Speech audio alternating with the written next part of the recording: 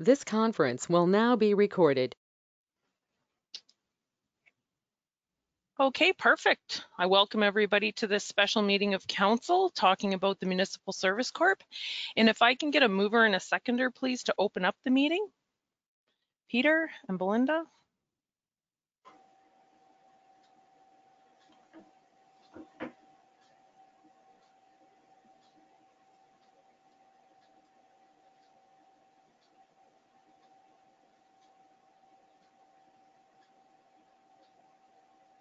Okay, so that is moved by Peter Kistemaker, second by Belinda Kistemaker. Be it resolved that we do call this special meeting of council to order on Wednesday, February 3rd, 2021 at 6 p.m. All in favor? And that's carried.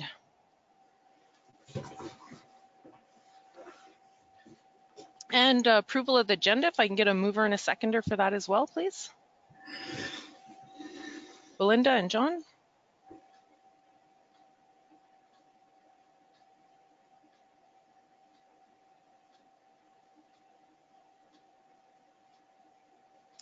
Moved by Belinda Kistemaker, second by John Paroff. Be it resolved that council does hereby approve the agenda as presented. And can I get a vote for that? To those in favor? Okay, and that is carried.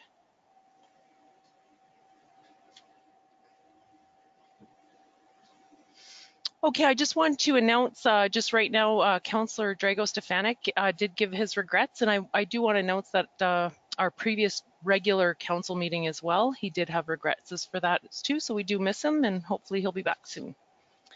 And we're continuing on with item number 4 is disclosure of pecuniary interests and general nature thereof, declaration of conflict of interest. And council, you can do that now, anytime throughout the meeting, if you see a conflict or the item arising. There being none right now, we'll continue on to item number 5, and that's the discussion. So council, you've got really well organized documents in front of you. I'm going to go through them in order that are listed in your agenda package. So the first one is the mission and vision. I'm wondering, Gail, did you want to speak to anything before we start the discussion? Just a couple of things. Thank you. When I was speaking with legal counsel, he said that once we have all the draft documents that are ready to go, it will probably take a week to 3 weeks to do the incorporation. So I'm hoping to bring final documents to the February 17th meeting so we can get this going. And you'll see a draft bylaw on there. There may be, things you want to add to it or take out of it. It's just somewhere to start. I think it's pretty good, but I think there might be a couple other things you might want to think about putting in there. And I'm hoping that after this meeting, it would be nice to be able to start advertising for the board members once you agree to the, shall we say, job description for that position, so that by the time the board's formed, or sorry, by the time the incorporation's done, you can have your board members up and running, and council can look at appointing those members as well. So just trying to make everything flow together. So I don't really have anything specific to say about the documents except the mission, the mission and vision. Just a starting point for you, something to think about. And then the objectives, we sort of took out of the business plan as well as the housing needs and demand study. Certainly, I'm sure we didn't capture everything, but again, just somewhere to start. So okay, thank you, Gail. Welcome. Okay. Yeah, I think we can definitely accommodate that tonight as we go through all the documents.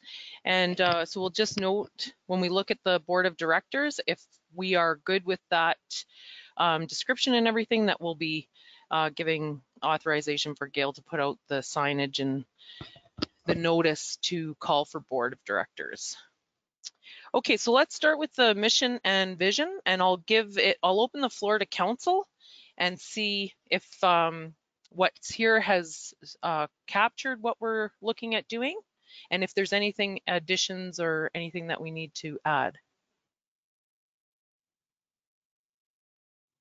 So if you, it's the first, on 5.1, it's your first document. John, sorry, I have your mutes. You're good to go? Yeah, I think it's great. I like it. I think it captures what we have.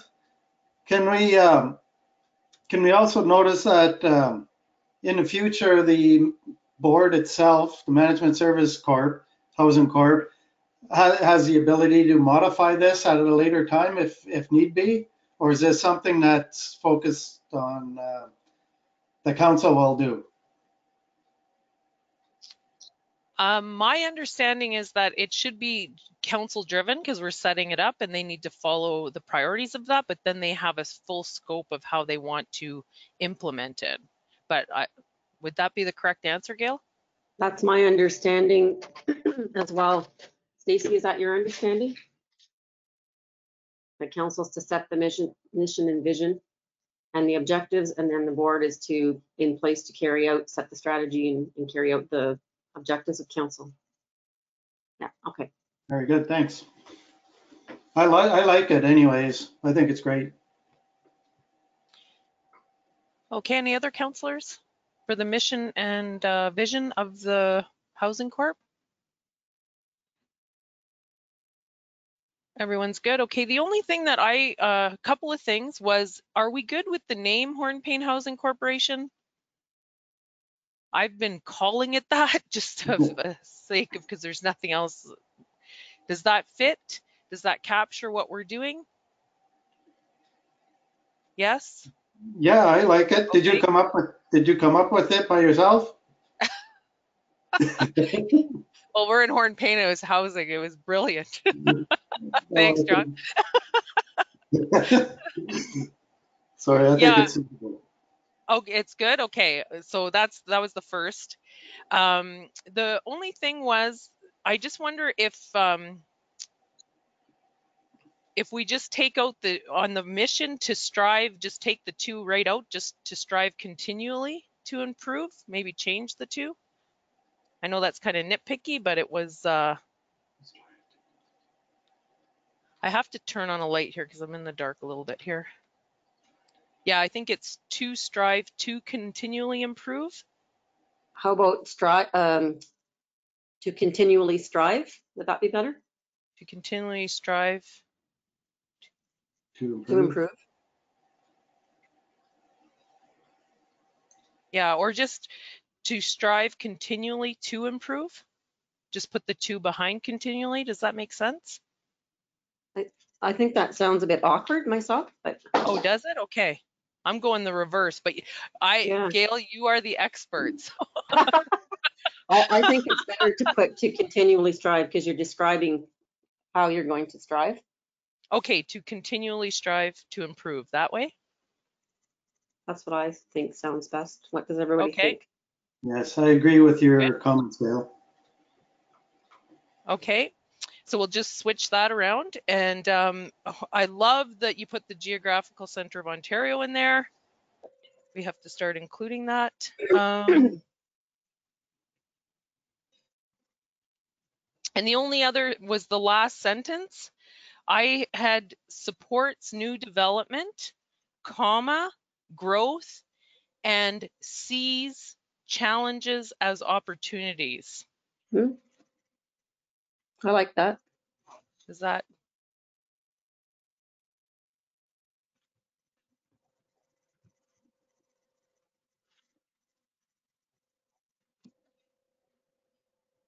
Is people good with that, council? It's just a little change. I just thought it just had a more positive spin on it. That was all.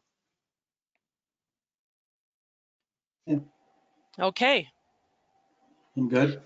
One other question. Are we going to be looking at incorporating that this get reviewed every time there's a term of council strat plan or something so that it lines up with their mission and vision for the community? Yes, we can. I'm just trying to think where that would go. I'll figure it out and we'll put it where it belongs. Yeah, because it should go somewhere just so it's an automatic thing, Gail. Okay, Sure. go ahead, Belinda. Councillor Kistemaker. Somewhere in the plan, it talks about it this being looked at every 5 years. Maybe we can look at it at that point, right? Yeah, that's in the asset transfer policy. Go ahead, Councillor Paroff. In some, or if not most corporations, they would have a policy to review, at least minimalistically look at it and review it annually at a board meeting. Whether this change is made or not, it doesn't matter, but everybody should be aware. It should be something that's ingrained in the senior management of this new corporation. They should know what their mission and vision statement is all the time. So it should be, I would recommend, or I would suggest maybe that annual board meetings, it would be just reviewed. Oh, I like that, John. I really like that. It will create focus in on it. Go ahead, Gail. Well, I agree with that, but I think also council, like you said, has to, because they're setting the mission and vision, I think they should also, as you suggested, review every term of council just to ensure it does align. And then obviously the board would keep themselves familiar with whatever it is that council approves. Yeah, for So on sure. both sides. And we could do something like generally, like just so that if there was ever another municipal service corp, that just comes up, that the mission statement, the mission and vision follow whatever council setting. Okay, so are we, the board reviewing the mission and statement, that would be in their procedure, or would that be in their annual reporting? I think it would be fall under, I'm not sure which bylaw, but there's a place for, I'm sure it's in one of them. I'm sorry, I did these a couple of weeks ago. So No, that's all right. Why don't we just keep a sticky note, and then when we come yeah, to it, we'll place it in. There's annual report under bylaw 1, 3.09. Okay. So we could somehow slip it into there, I'm sure. Okay, sounds good. Good suggestion, John. Okay, so are we done then with mission and vision? We're going to start this off. Okay, so we're going to move on then to the objectives of the corporation. So just to reiterate, we set the name, we did the mission and the vision. That's done. The housing objectives. So they're not numbered, they're lettered. So I open the floor up to council on those.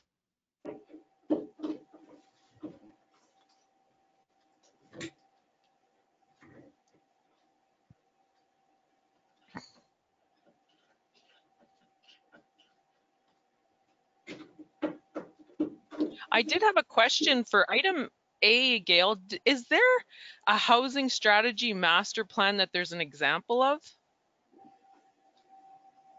that a community has, or that a... I have never seen one, but Stacy has kind of done more research in that area. I'm not sure, Stacy, if you've seen one. I'm sure we could find one. Yeah, so I have a few examples of other housing corporations that have done a master plan when they set up their corporations. Okay, so that'll be exciting work for the board, right? Because they'll have those documents, eh? I like it. No, I did use the word exciting, council. Okay. Any comments on the objectives? When I was looking at them, I was wondering if we could group them in just for clarity, so it's easier to look at of what fits together. So I did B, C, D, and H were all talking about diversifying the housing market. And then M, N, O was all like maintenance repairs. And then there was education.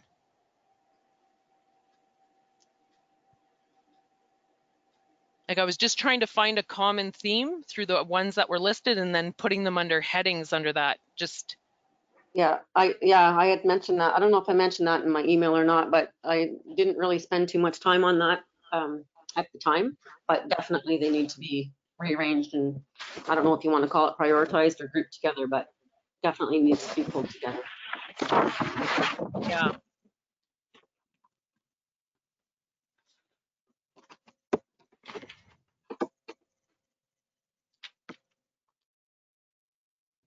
And I wasn't sure what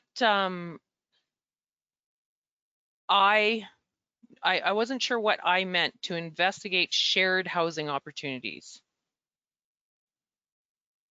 So shared housing opportunities was something, I think, John, you might have been at session 2 at Roma last year, and it was it's where a group of people, and it was seniors that they were talking about at the time, but they all buy into a house and they share common spaces, but they each have their own bedroom, but they each actually have, they could have their own mortgage section, and it's just set up like a share, like shares is what it is. Oh, Yeah. okay, okay.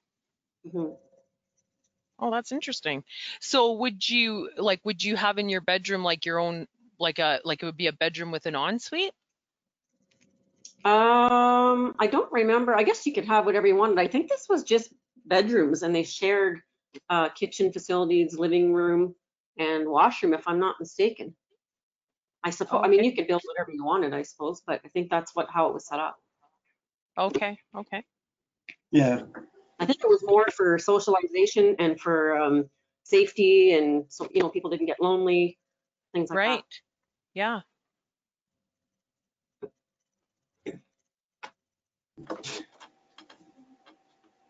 Is there any other comments? I have my head down here from council.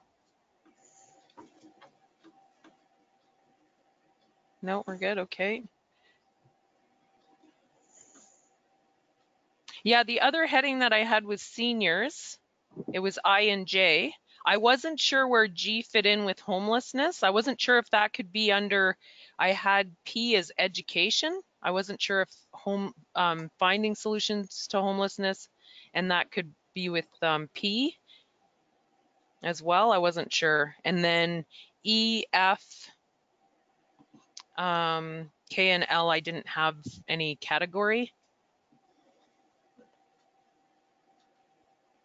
And the only other thing that I had saw was, I just have it here, create partnerships and collaboration opportunities.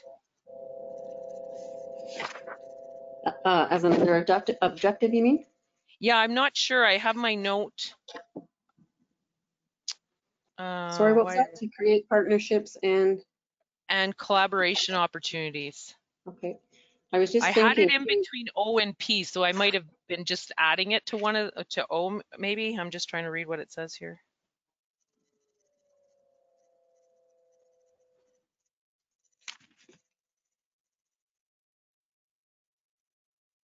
Oh, maybe it was a secondary heading, Gail. Sorry, that's what it was, because M, N, and O are maintenance and repair, but it's also they're creating partnerships because you have to, there's many players at play.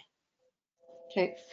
And I was just thinking the ones that you were mentioning, the obtaining funding, establishing the fund, finding solutions could be, research or something like that. Yeah. And then A, I didn't have anything for where to put the master plan, so those might all fit in a in a pillar.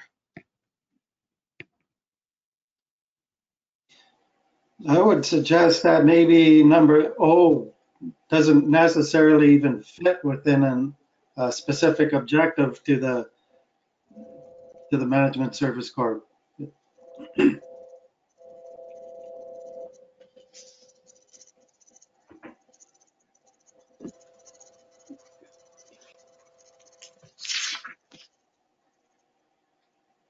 Well, I think that came out of discussions from if we were to set up a trade school, if there was some sort of collaboration there. And then also, I remember it was hinted at or brought forward at maybe having a board at one of the businesses that had that as well. So I don't know if this is a space that, were we thinking of having it in the project manager's office? The board, like where that would go? That came up No, at the housing strategy Housing Yeah. strategy. forum. Yeah. was it stemmed from one of the recommendations, but Yeah. as far as where it would be, we didn't really, I mean, we had discussed at the meetings that we had, we discussed the hardware store as a possible place, but we never pursued that or went any farther with that.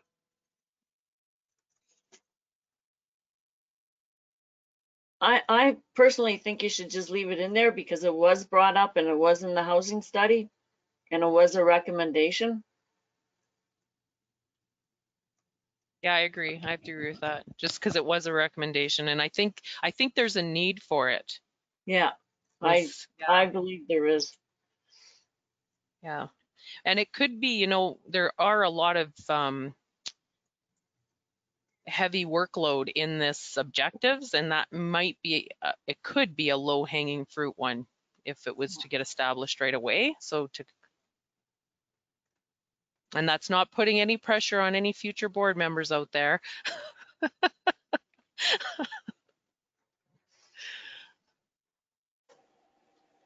Okay, is there any other things on this objectives that we're missing? Is there anything that's shouting out to you that we're missing? And is this going to be reviewed as well, Gail, by council? It likely should be as time goes on. Okay, and then I guess at this point too, the board, if they see that there's objectives that they could meet underneath their mission and vision, they could see if council would agree to that at the time, if there was a mechanism for that as well. Yeah, and I think there's a reporting mechanism in there, and I can't remember if I've suggested quarterly or semi-annually or whatnot, but that could be the time, or if there's going to be 2 council reps on the board, so there should be an open line of communication there as well back to council. So Okay. I think if there is something, it could be communicated either of those ways.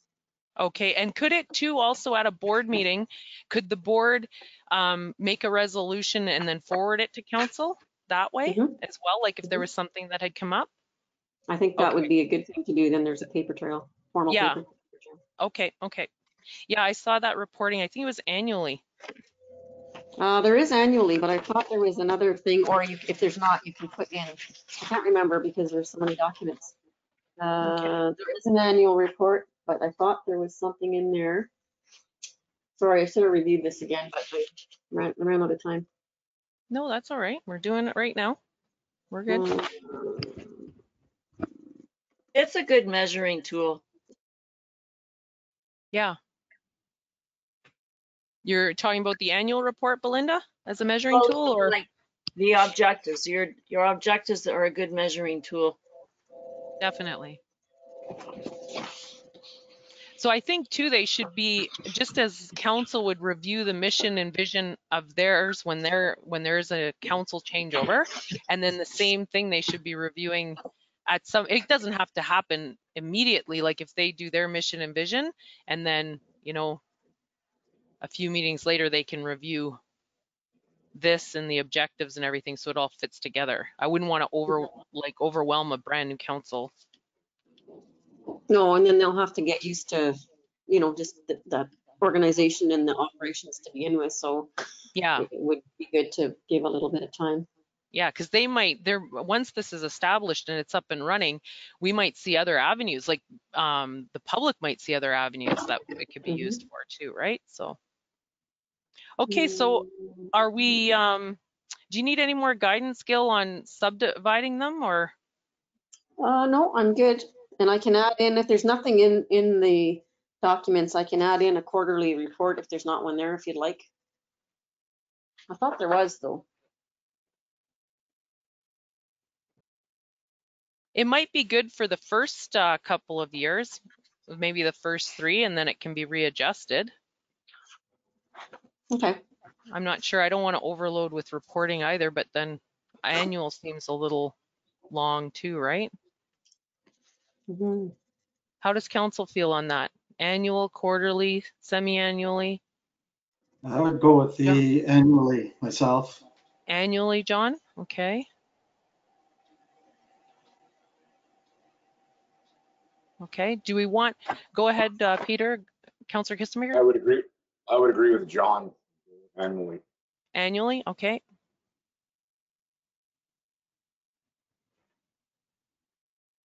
Belinda, what do you think about that? We can leave it as annually? I'm not sure. Not sure? Well, don't forget, you're going to have 2 council members on there. Just Yeah, there's 2 council members. That's true. So if there's anything that they're concerned about it, they can bring it up. Or Which ask is for a report. correct. Yeah. Yeah, they could do that. You could like at a meeting, you could always bring a report to Yeah. the board could actually say exactly what they want to report, and one of the counselors could bring it. Like if there was something that they wanted to talk about or whatever. But the formal mechanism will be annually. Okay. Okay, any other objectives that are jumping out at you that are missing? We'll start with these then. And Gail will organize them a bit differently for us. Okay, I don't see any other. So now we're on bylaw number 1.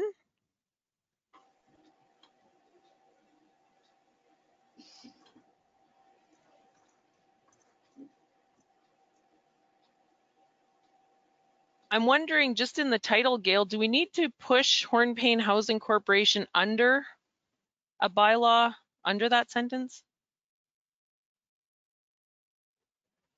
Yeah, I'll put the housing corporation at the top. Okay. Is that what you mean? No, I was just looking at the second one. It had bylaw number 2, and then it had a bylaw relating to blah, blah, blah. And then it had housing corporation. Yeah, the housing corporation should really be on the top, completely on the top. Okay, And so then it should bylaw go together. number 1, yeah. Okay, okay. I was just looking at trying to keep them all so they stay similar. Consistent. Yeah, Yep. consistent. Thank you for that. The other question I had before I open up the floor to council was for Gail. Should we create a definitions? Would it be an actual bylaw for the corporation? Because we have several definitions and all, like if we just take them all out of the bylaws, but have a definition so that they follow the same ones? Well, I think that would be unusual. Normally the definitions, sorry, my ear thing. Normally the definitions go with each bylaw or policy. I mean, we Okay. can do that if you like, but this would be the normal way to do it. This is okay. I was just wondering, like, Yeah. so that when the board's utilizing these, that definition's the definition if we've defined it. Mhm. Like, You can, sorry, but let me I think rephrase that. If you're, say the definitions from bylaw number 1, but you're looking at bylaw number 3, it doesn't necessarily have the same meaning as whatever was defined in bylaw number 1. It would have to be defined in that other bylaw as well. well, generally, I think most of them are the same. I don't know if you're thinking of something specific. There might be the odd thing that's different. Is there something that you noticed? No, I was just wondering of the, like, as it rolls out when you're sitting there as a member, a board member. I think they're pretty consistent, but Okay. I mean, we can do that if that's what you'd like to do. It's just it would kind of be an unusual thing to do. No, it's good that way. Councillor Paroff, go ahead. Your bylaw definitions would typically be specific for that document, because in case when you have a definition, you're talking about what's in that document, right? It may not necessarily apply 100% in every case. Like it may be read differently in different documents, right? So you just got to be careful not to get too generalized. Okay. Yeah, that does happen sometimes, right? Okay, that was my only question on that. So I'll open up the floor to council. So we're on bylaw number 1, and this is the conduct of the affairs. And do we have any comments or concerns from council we'll just start with section 1, interpretation. So I'm on page 3 and page 4 with the definitions.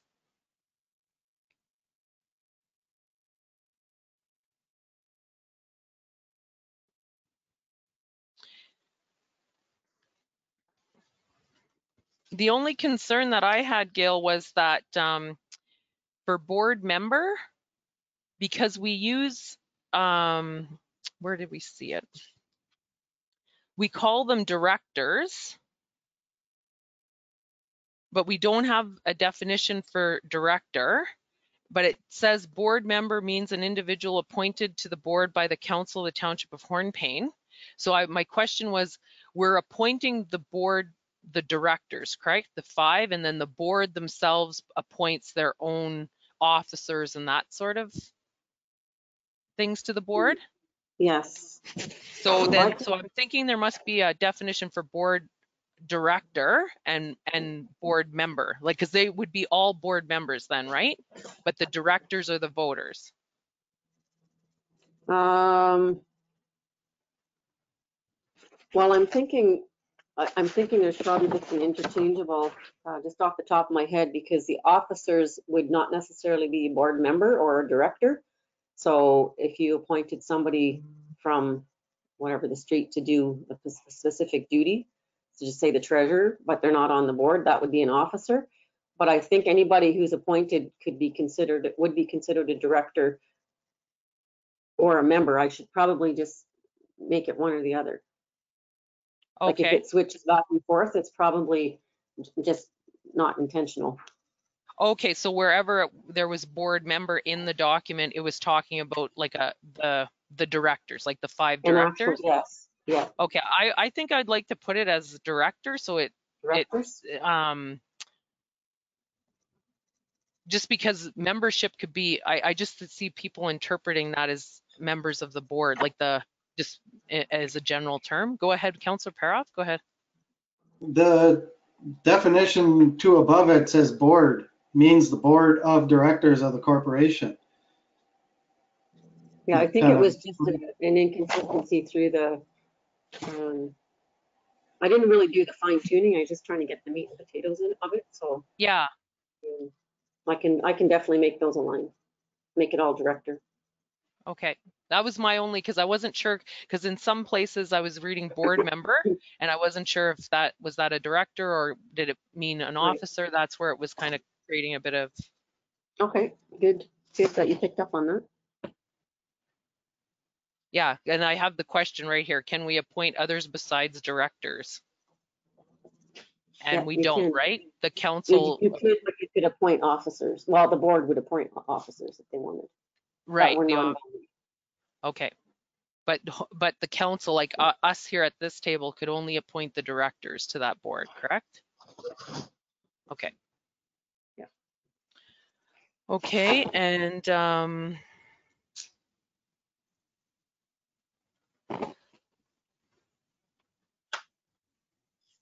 yeah, the other one was council of the Township of Hornpain means a duly convened quorum of, can we just change it to council? Because it says the designated number of councillors. Or am I just included in that am I included as mayor as a councillor? Yep. Okay. Yep.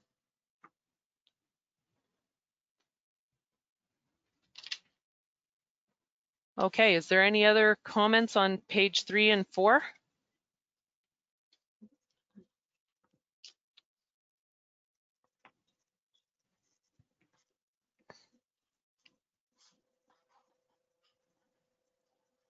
Okay, I don't see any. We'll move on to page 5. The rest of the definitions are on, oh. Yeah, we have more definitions on page 5.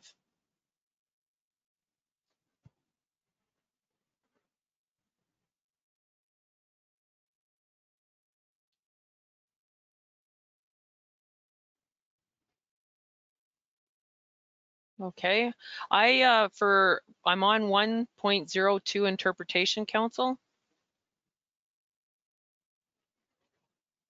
I do have one question, Gail. Is it better for us if we just go to plural for inclusivity? Just go to plural, like them, themselves, they, instead of he or she? We can do that if you like. I've noticed in a lot of the documents I've read now, they all have, like all the contracts we do have a statement that'll say any reference to singular includes plural, and it's just a blanket statement. But if that's what you prefer, we can certainly do that. No, that's what you have in here. I just wanted to ensure that it followed, because in our strat plan, we said we were going to be an inclusive government. And if that shows inclusivity, I'm good. I was just wondering. I think based on what I've seen, it seems to be okay, but it's totally up to you. Okay, no, I'm good with it unless council has any issues.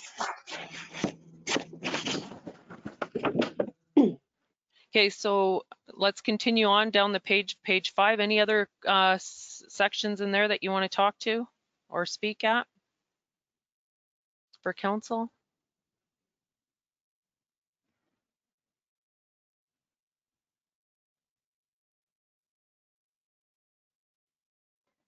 Excuse me. I just have one for 2.04. Gail, area of operations. The board will need permission to do that, to go outside of the boundaries from council.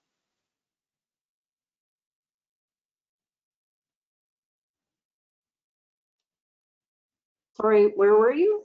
2.04, right on the bottom of page 5. It's that whole section. It's area of operation.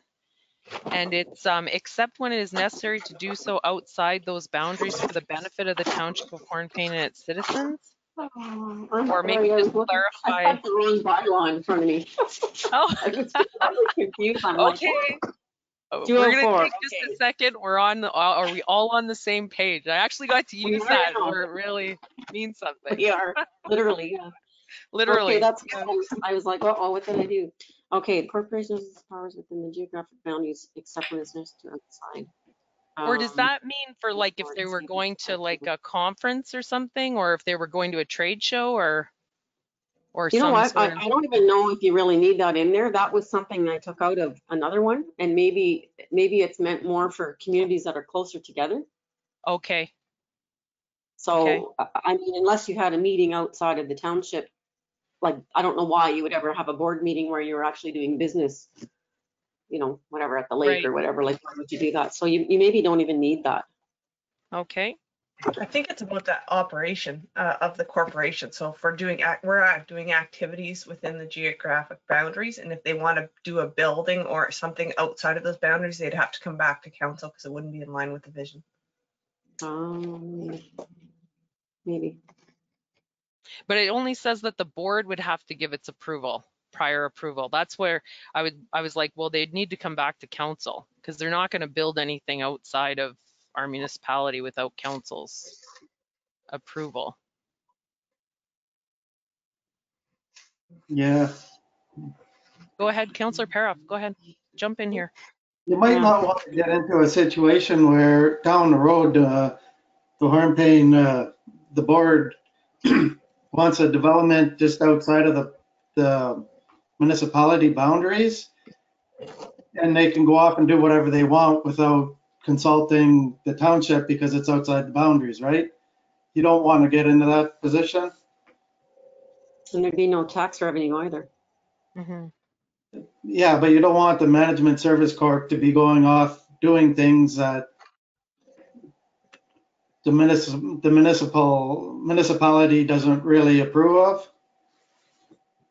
So could we change in the last sentence, instead of the board, put council, that council has given its prior approval by resolution? Because I'm thinking there might be areas where it's not necessarily a building, but say it's a meeting, say there's I don't know, a housing, like trade show or something. That would be some of its, where is it calling here? Exercise its powers. Like they might go to something like that. Would that fit? That might fit within its objectives? I don't know if they would be exercising their power, but it's not going to hurt, I think, to put in there that if they do choose to exercise or do wish to exercise their powers outside the boundaries, then it comes back to council, and then Yes. you're covered. Okay. Okay, so you'll fix that up so we're covered, that it comes back? Yep. Okay. Mhm. Okay, so we're done with page 5 then, council? Yeah, okay, so we'll move on to page 6 of bylaw number 1. I have nothing on this page.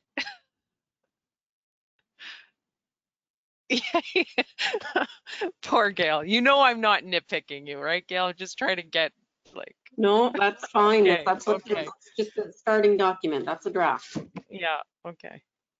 So council, any comments on page 6?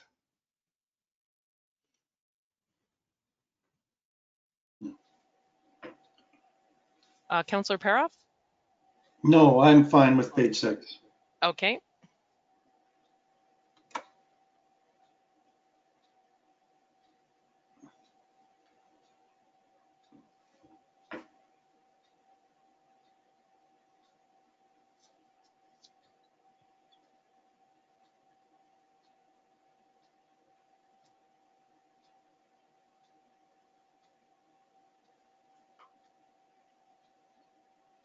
Okay, there's Belinda or Pete. Do you have any items for page 6? We'll move on to page 7. Belinda, are you going to move on? Yep. Okay, so page 7, it talks about board minutes. So we'll definitely see those. That's good. So we'll have notification there. This is the annual report. I was just wondering about the date. I just found June 30th late in the year. What was the reasoning for that? I think just giving it, oh, sorry, Stacy, go ahead. It's usually when the audit's done. So the year end is December, and usually the audits were done by June. So usually the AGM for the corporation, the HUDC in the past was June 30th, just to give the auditors time. Okay.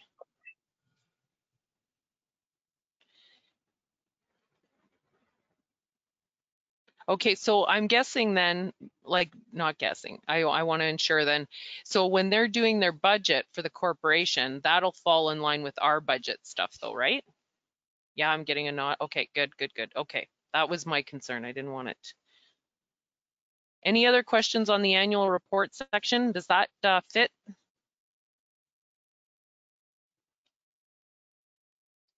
Okay, I think we're good with that. We've talked about the council board directors that are going to sit on there, and then the annual report plus the minutes. We'll be well informed at council, I think. Okay, section 4.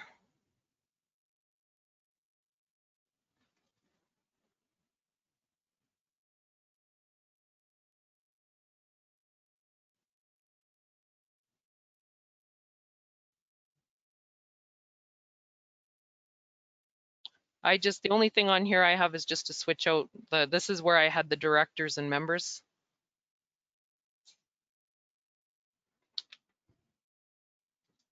Okay, we'll move on to page 8. So you had a section in here highlighted, Gail. Did you want to speak to that? 4.06?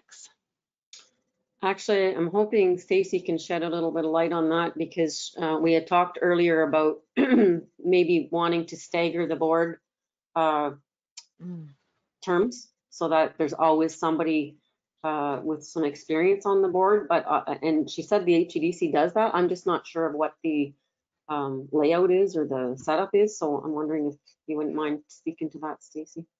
Do you have any suggestions specifically? So a 3-year term potentially could be a full changeover of your 3 community members. So potentially the board members, maybe for the first term, should be a longer term, but maybe the 3 community members can be staggered. And we could potentially do that with council as well, because there's a 4-year term. So will those council members sit on the board for 4 years? Or do you want to switch out your councillors after 2 years? But you don't want to switch your whole committee in 1 year. Mm-hmm. So have staggered terms. So we've had that in the past where some terms are 2-year terms and some are 1-year terms. I really like that idea. I actually have that on my note here on the side that we should have staggered terms for the 3 directors, the 3 community directors. Do we want to just set it up 1, 2, and 3? We can. Is that work for council? And council, we can decide at council if we want to change up, if someone wants to change up, that might be another topic of discussion at council about our portfolios. Councillor Paroff, you have a comment? Go ahead. I didn't understand the last comment, 1, 2, and 3. Oh, sorry, the year's terms. So you would be, if, where was it?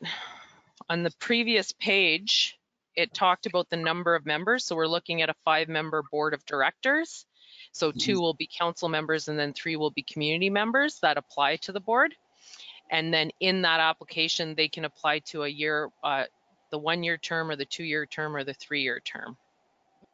And then you're always rotating your board. Is 1 year too short? What are you thinking, John? Tell me what you're thinking. Yeah, I'm thinking the 1-year term is a little too short.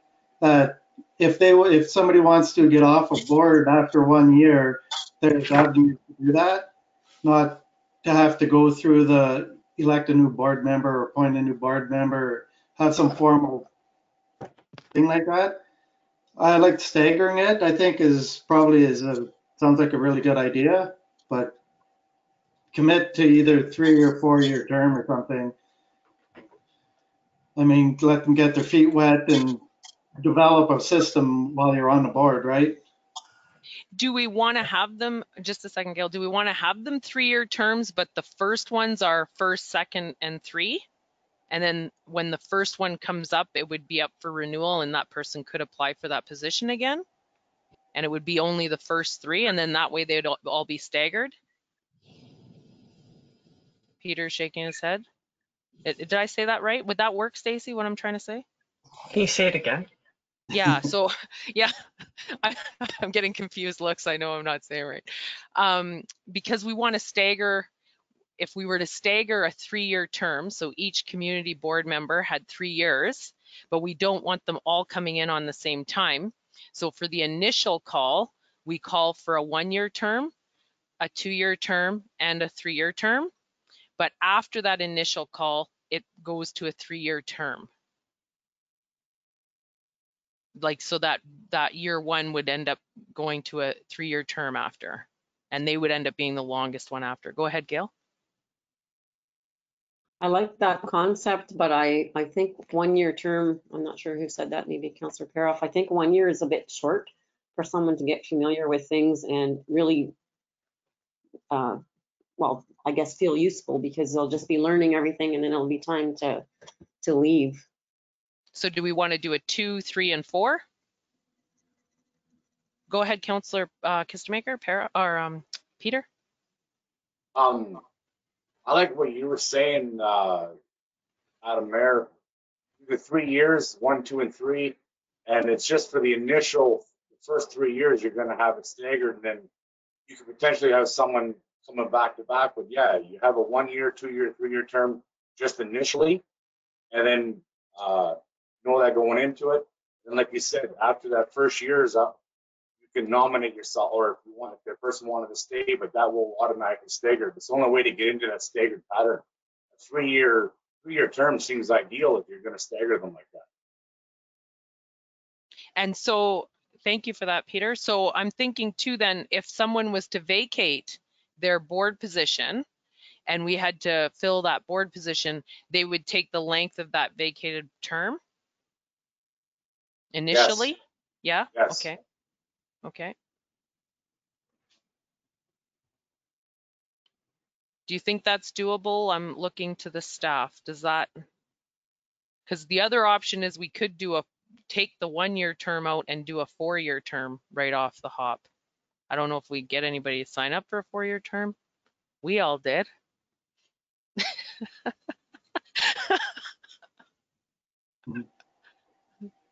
Yeah, go ahead, Councillor Farrell.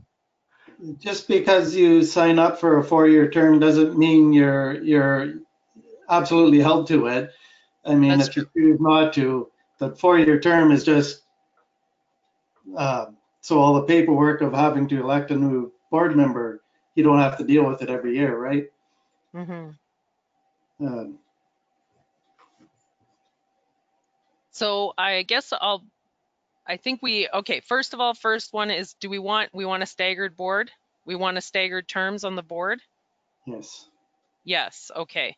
So the second one is to gain staggered board members or community directors is we can either do the 1, 2, 3, or we can do the 2, 3, 4.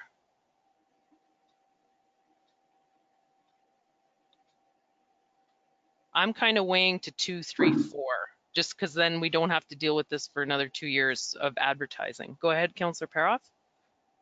If we made it a little simpler and just said council is on the board for the term of their council term, the 4 years, they're Mhm. appointed to that board. The others, the people from the public, are there for the 3 years. Every 3 years, they get recycled or get reelected. But then we'd end up with 3 all at the same time, no? We wouldn't have a staggered board then. Well, no, because even if the board started this year, the 2 councilors from this term, these 5 of us here, will only be sitting on that MSC board for 1 year. Right, but then when the community directors come up, the 3 of them will could be replaced all at one time. No, they'd all, oh, I see what you mean. You don't want the 3 replaced at the one time.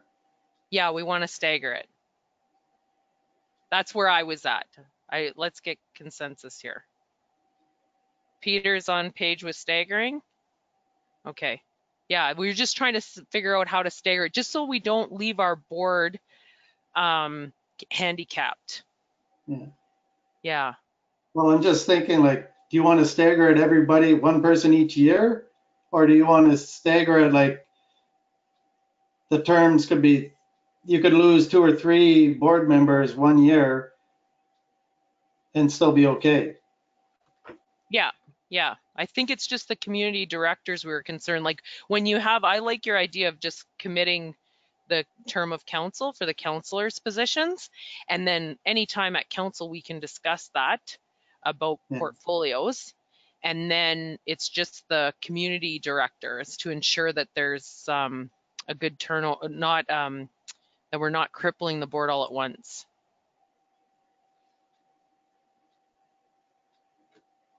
Okay. So it would be, so say we set it up now, you would have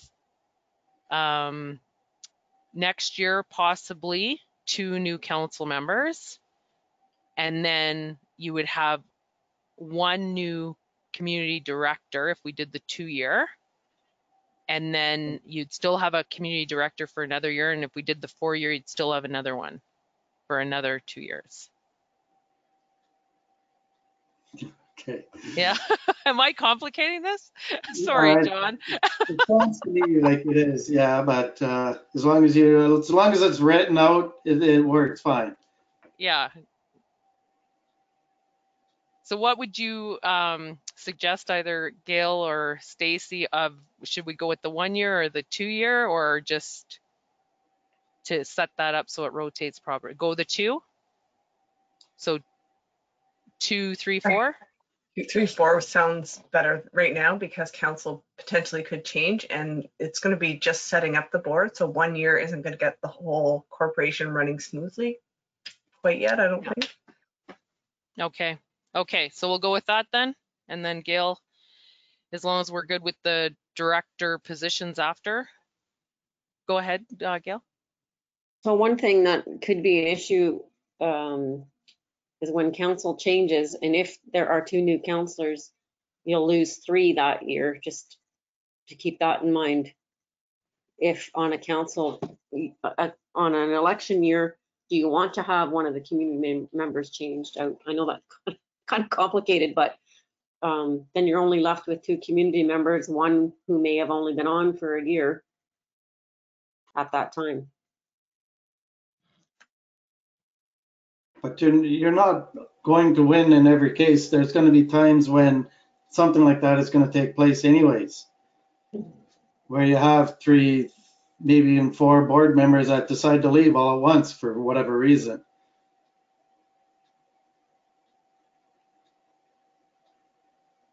Yeah, maybe I'm just thinking maybe we should just advertise for the 3-year term, and then at the first board meeting, the directors themselves can decide their length of term, and then we can put that there needs to be a board member for a new board member for 2023, 24, and 25, and then skip a year.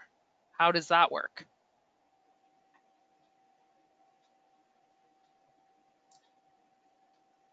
So Go ahead, what if Gail. you elect for 3 and then Yeah. you set for the first term, and then after that 3 years, you could do your 2, 3, 4.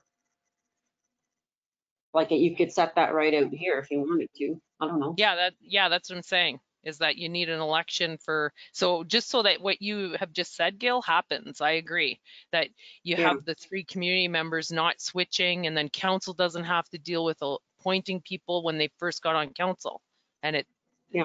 they'll be the new people.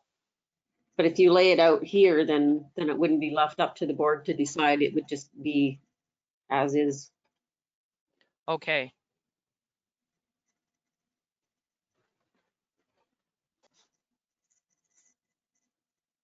So do we need to clarify how that's going to be laid out, or? I leave understand that? it. I don't know Okay. if, is council clear on that? I am, yeah. We're good? Yeah. Okay. Belinda, are you good with that? It'll rotate, yeah? Okay. Okay, so moving on to page 8, any other items on there that council would like to discuss?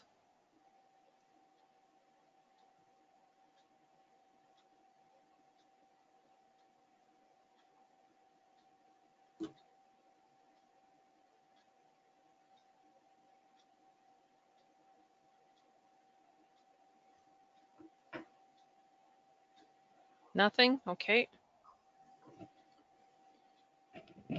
Moving on to page 9. The only question I had was the executive committee. I'm not sure who the executive committee would be.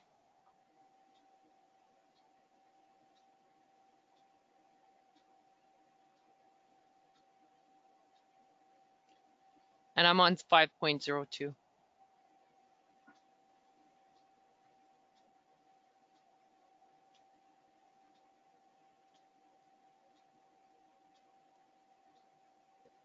So that's if the board of directors wanted to set up a subcommittee for a specific project. So if they had 3 board members working as a working group on, say, the anything, any different priority, so then Okay. it didn't have to come back. Every little decision didn't have to go. It would be a working committee basically under the board of board members. For the executive. Okay. Okay, is everyone good with that?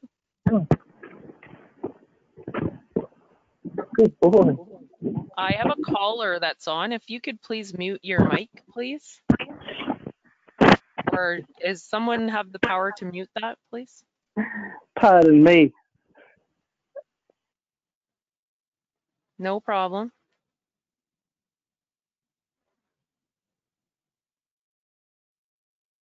I Okay. do. I just have to find it.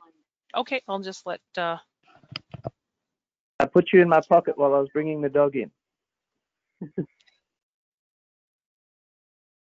is it Michael? Oh, he's muted. Okay. Okay, moving on. Page 10. Oh, go ahead, Belinda. Sorry. Go ahead, Councillor Kistemaker. I was just wondering if we could kind of change that executive committee to maybe mention that it's a subcommittee. I just found it a little confusing, like to say how you said it, Stacy. Like a working committee? Yeah. Yeah.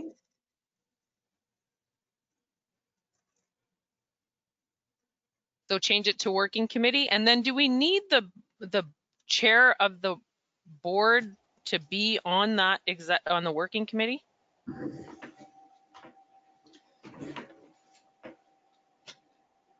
I'm forward thinking here. I don't want to sign myself up for more meetings. I wouldn't think so. I think as long as the board, like the board of directors agrees to the 3 people, I don't see why it would have to be chair. Okay. You can take that out. Are you in agreement with that, council? Is that we can set up, the board can set up a working committee and it doesn't have to include the chair of the board? Yes. Okay.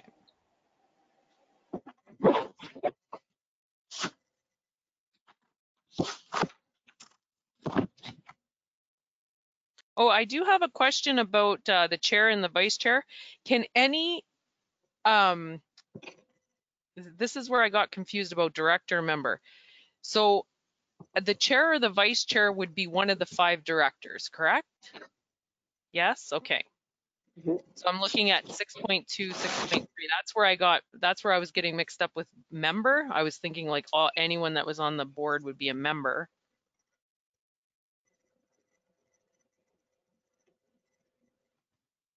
Yeah, I think if we tidy up that language and make it all directors, I think it should It fits, eh? fit. Yep. Okay. That was the intention, that the vice and the chair would both be directors. That's what I figured. Okay, go ahead, Councillor Paroff. Thank you, Gail. There's no problem with having one of the councillors as a chair.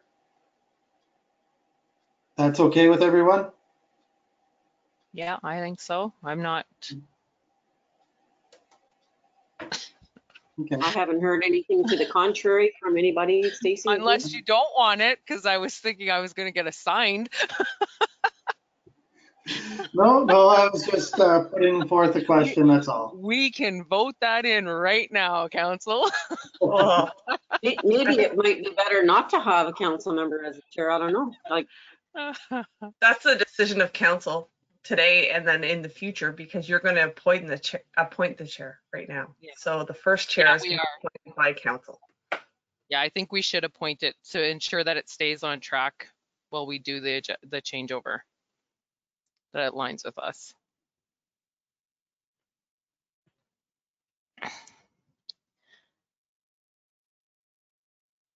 Okay, and so we were on page 10 or 9. Any further comments on page 9? Okay, moving on to page 10.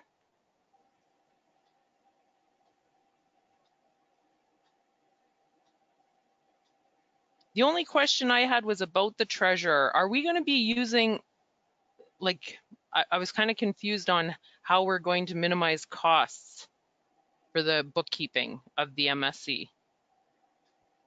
it'll just be a volunteer position like any other director. Okay. We can't roll it in like we had with the NWMO committee where we had our treasurer taking care of it. We could, but it's going to be an awful lot of work and she doesn't have the capacity to take that on. Okay. I'm just You concerned could do it legally, but we could do it I legally. think you could do it legally, but I don't know how she could possibly manage. Yeah, no, I'm not saying that like this, doing this right now. I'm trying to figure out what legally we'll be able to do. Like if we acquired more staff at our end, then we could take that on, that sort of thing. I'm concerned about it being a volunteer, like we might need more services than that. Well, and that's another thing is right now there's in 6.08, there's no remuneration for board members, but that doesn't mean council can't set an amount to remunerate. Right, or we could, or the board could hire like a salary, but yeah, or the board could hire a bookkeeper. correct. Like on contract. Go ahead, Stacy. I think we'd have to check with our legal staff when it came to paying the treasurer. Usually on a nonprofit board, it's a volunteer. So I think we'd have to check on that if it wasn't our township employee. Okay, but are we allowed to have a bookkeeper and then there is a treasurer who sits on the board? But I just find that's a lot of work to put, like, this could be potentially big dollars to be putting on a treasurer or a volunteer. So we have to get I would say clarification on you that? could appoint, we can get clarification, but I would say you could appoint a bookkeeper because you can appoint auditors and you can appoint, I can't think of another example right at the moment, but you can appoint, there's another one that I had in my mind, but I'm sure you can, but we can definitely check on that for sure. Okay, well, yeah, because I just see into the future if we're going to accomplish what we can through this MSC, It'll that'll be be a lot. involved. It's not Yeah, just going to be a title that somebody holds for sure. that's right. A bookkeeper could be a staff member, and then the treasurer, they would report to the treasurer of the corporation. Okay, well, we'll get Like the clarification on it. corporation staff. Sorry, you just mean the corporation staff member, correct, Stacy?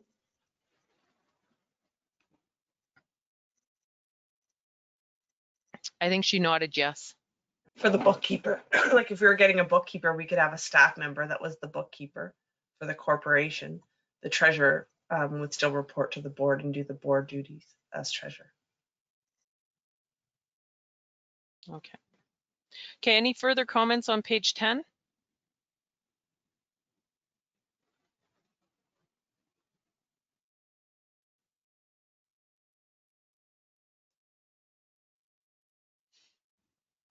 I just have one question. Can the secretary and the project manager be the same person?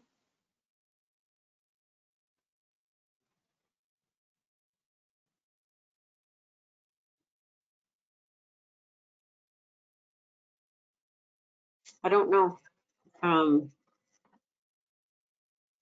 Stace? So the secretary doesn't have to be a board member. We can appoint the secretary. So it can be a board member or it can be a staff member. And when it came down to the secretary is directed by the board to follow out their orders. So it can be either staff or a board member. Just if you're getting a volunteer board member, sometimes to do the minutes and such, you're probably not going to get that. Usually. Yeah, no, I don't think that would be the best way. It's just I'm thinking like the project managers in the capacity of like executive director, and they usually are the ones that chair, or not chair, that are the staff, like the direct staff behind the meetings. They wouldn't be a director. The secretary doesn't have to be a director. It doesn't have to be an executive position. It could be an appointed position of a staff or another board officer. Right. So when we say staff, so it could be the project manager? Yeah. Yeah. Okay. Okay.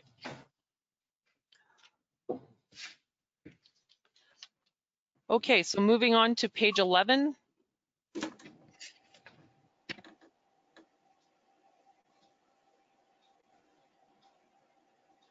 Any questions on page 11 for council? Okay. I just have one, Gail, for the insurance. Will we be purchasing insurance before they're formed to protect them?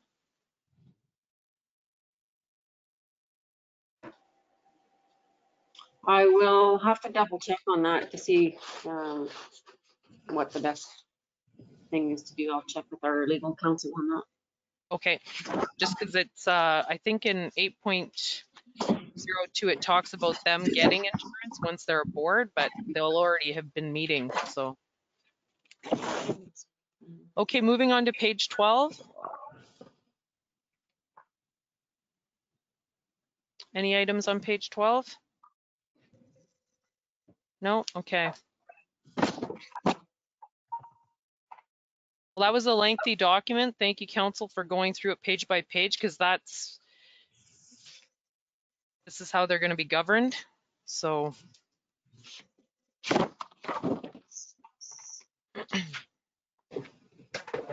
we'll move on to bylaw number 2.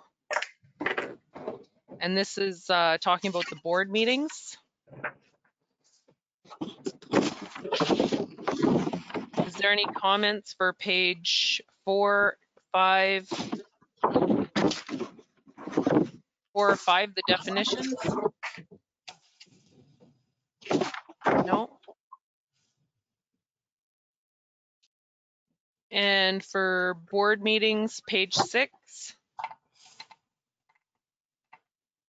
I thought this was pretty straightforward. I like that the board's going to meet 10 times a year. That's pretty standard, I think, eh?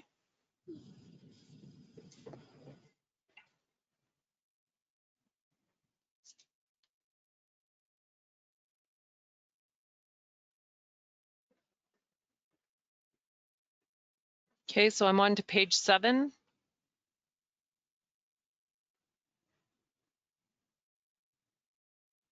Any questions for page 7 of the bylaw?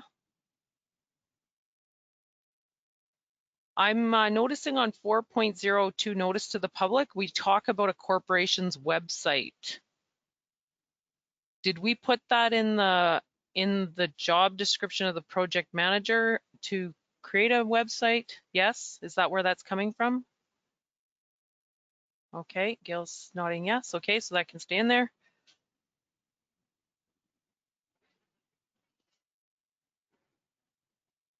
Any other comments for page 7? Okay, let's move on. Page 8.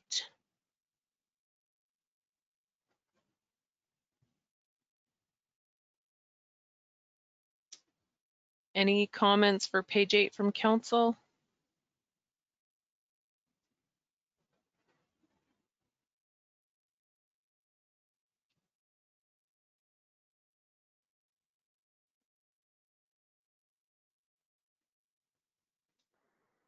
Okay, I just have a couple little things. Gail, just 5.4, members of the board.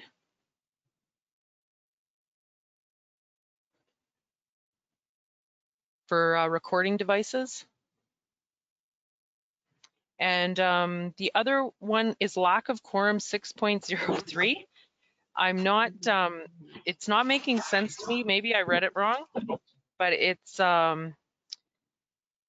the second sentence. If quorum is lost temporarily through the withdrawal of a board member due to a conflict of interest, then the meeting may continue, but no decision can be made on the issue that gave rise to the declaration of conflict. So how would we ever make the decision? Yeah, you know what? That doesn't really make sense because I know for council, you can do that in that circumstance. So Yeah. I will change that to reflect. Yeah, can Yeah. we? Okay. Yep.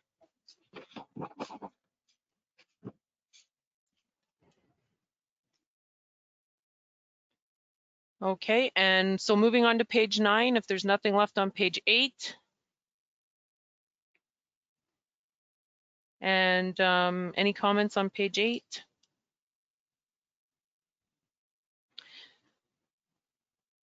The only one that I have is for 7.01 availability, we're going to do electronically, right? Because it says the agenda will be accompanied by copies of supplementary material. Like that's all going to be electronic? Yes, will be. Yeah.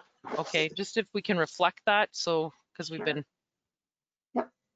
cutting down on paper. Any other comments on page 9?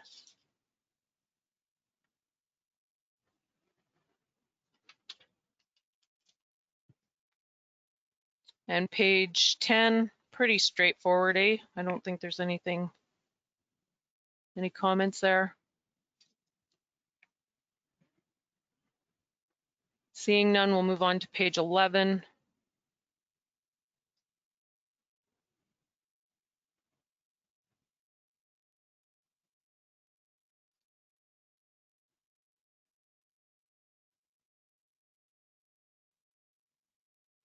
Okay, any comments for page 11?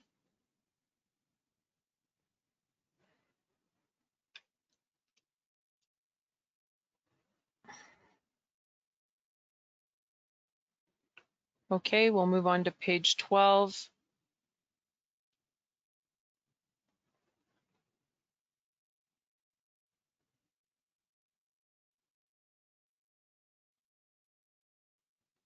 I just have one comment. I'm looking at 10.04 and I have an unless use of video.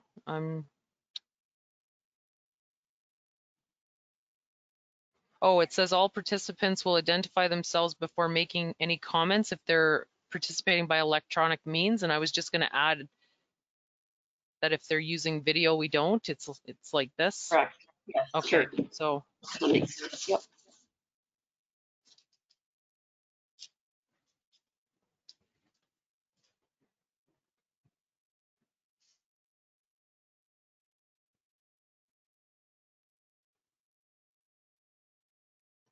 we're down on section 11.01, the closed sessions, and they follow pretty much identical to ours, correct, Gail? They do, and when I spoke to legal counsel, he said it's not absolutely necessary to do that, but he said that's a best practice and he would recommend that that's what the board does, just to keep in line with, keep everything above board and accountable and transparent. So I put it in there because I think we should follow his advice, because you can get ourselves into some hot water pretty Yeah. quickly, or the perception that you're doing something that's closed that should be an open. Yeah, I I think think it's it's just good. safer. Yeah, and you know what too? The one thing I like about it, it really sets up for the community directors to get a real feel of what council's like, because it follows the agendas and the meetings and everything will follow similar to our council meetings. Okay, there's nothing else on page. So moving on to page 14, that's just the continuation of closed session. And of course, page 15, confidentiality. And there'll be training and then they sign confidentiality forms, correct? Yeah, we can provide the same type of training that we gave to council when they first started, and even if they want actual professional training, I mean, we can always arrange that as well. Yeah, okay. Okay, so we're on the last page, page 15.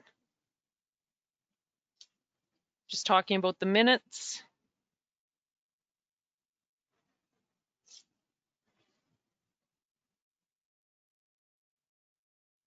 Okay. I don't see any, so we'll move on. There we go, right on. The meat and potatoes.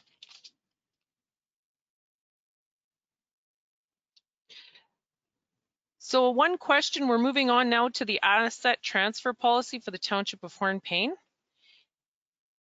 Gail, could you refresh my memory? Do we have something like this currently? Not that I'm aware of. No, eh? No. I mean, I could look back from a long time ago, but I kind of doubt it. Yeah, well, it wouldn't, because you'd need the corporation to transfer it to, right? Mm-hmm.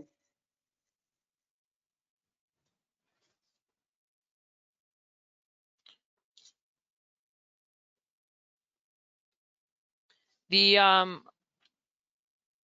I don't know if council wants to go through page by page. The only thing that I had out of this whole document, because it was really unfamiliar to me, this is the first time I had seen something like this, was that the Township of Hornpain shall review this policy, and it's every 5 years. I'm wondering if we should do a review of it before the end of this council, just to see if it works well for us. I'm not even sure how much of it'll be used by this council. So maybe if we went to like 5 years, that's going into the 3rd year of the new council. So maybe put it 4 years.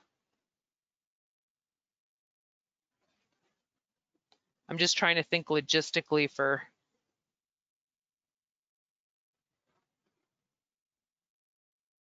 I'd say definitely at least 3, because then the new council will have 1 year in. Yeah. Maybe even 4. 4 might be better for them. Because then you'll have, I think this probably won't even be utilized as much until maybe year 2.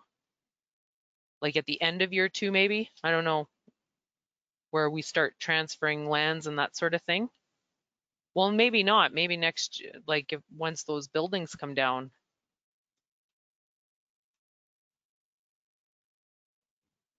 Anyway, that was the only thing I had, was I just thought it might be better to review it a little bit earlier to ensure that it's working properly.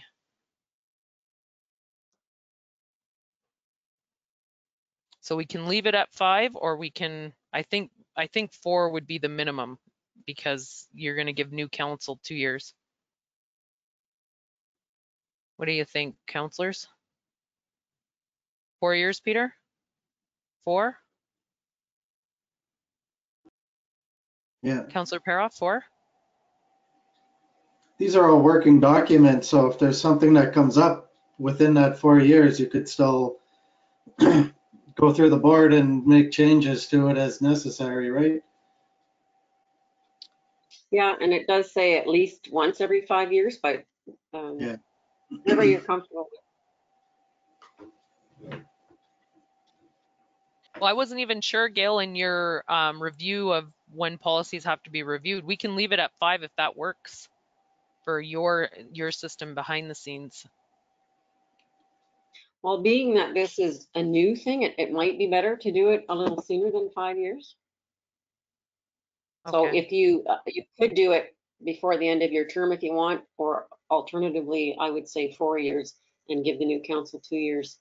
The only thing that obviously is going to be transferred immediately is the apartments, and then we still have to do.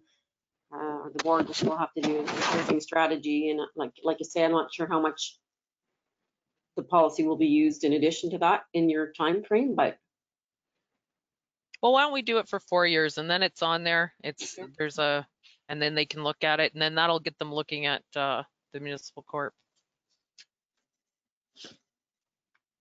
Is there any other further discussion on the asset transfer policy? No? Okay, we'll move on.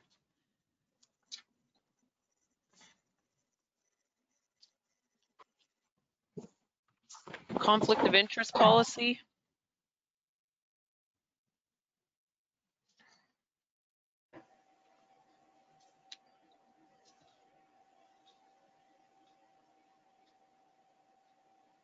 Okay, and the council or the members of the board would get training on this too? Yes, okay.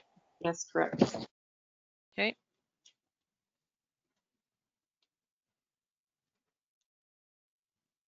Any comments from council on this policy?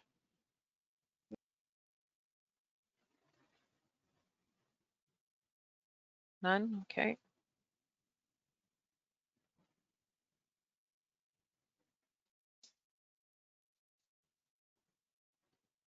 I want to address people to page 6, item 5.4D. The last sentence, it is not enough that a conflict of interest not exist. It must not also be seen by the public to be non-existent. That to me is, you can't know what the public's thinking. Like, I'm not sure if you would even be able to interpret that at some time. And that kind of makes me iffy that you might get a board member into trouble and they don't even know they're in trouble. That's something that comes up in training all the time, that you have to look at things from the public's point of view. That's where they're getting, like, you may not think you have a conflict, but you know what's going on in the inside, and someone from the public may not, and it may seem to them. So if you think, the thinking is, if you think somebody may think you have a conflict, has good reason to think you have a conflict, then the advice is you should be declaring a conflict. That's how the training goes if you take professional training. So that's why So that's in there. But is that how it's written in the, is that how they suggest it be written for that? yeah, It is not enough that a it conflict is. of It interest is. not exist. Okay. I mean, we can take it out if you're not comfortable. No, I'm more concerned that it's, like I want to follow what the training and the guidelines is. It's just like I think it's if the just making member sure that, doesn't, go ahead. I was just Go going to ahead, say, I Jill. think it's just really making sure that people are being seriously thinking about what they're discussing and seriously thinking about being accountable and transparent. Right. I think it's For just another level, sort of. Go ahead, Councillor Paroff. I see your point, Mayor, but I also got to add that just seen by the public to be non-existent is a very dangerous avenue to go down, because anybody could say, "Oh, I see it as a conflict of interest," and then you're going to get into a big debate whether it is or isn't. I would kind of like to see it not there personally, or reworded. It's kind of confusing for me to read.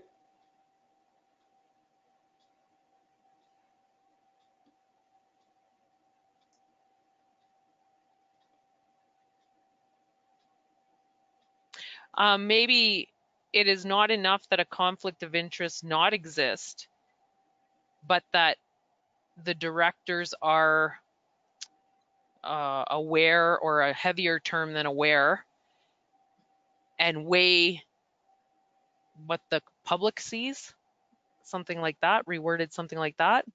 Consider. Or consider, yeah. Consider the public's viewpoint of it. It must also be seen by the public. Yeah, that I have to agree with John. That was the word, was non-existent. Like I can sit here and I know I don't have a conflict, but then I can be interpreted by, I don't know, so many different things. Well, you can be anyways. I mean, whether Yeah, that oh, for sentence is sure. there or not. Yeah, So yeah. I think it needs to be there, but just reworded so that people know that, and board members know that they need to be taking into consideration what the public thinks, like of how they're being viewed as they represent the yeah, that's service the corp. whole Yeah. objective. Yeah.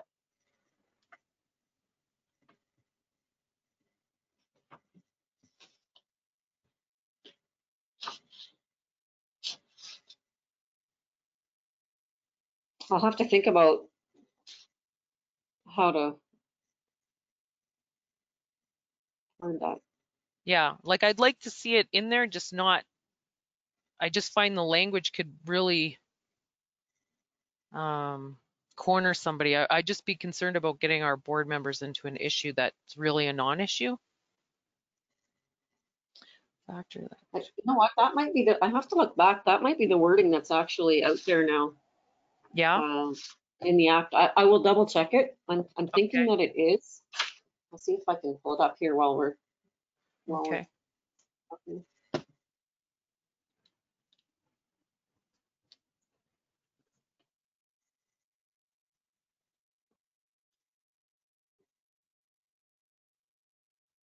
Yeah, and then in item E, number 3, or yeah, a factor which could be considered a conflict by the public should be treated as a conflict and be disclosed by the director.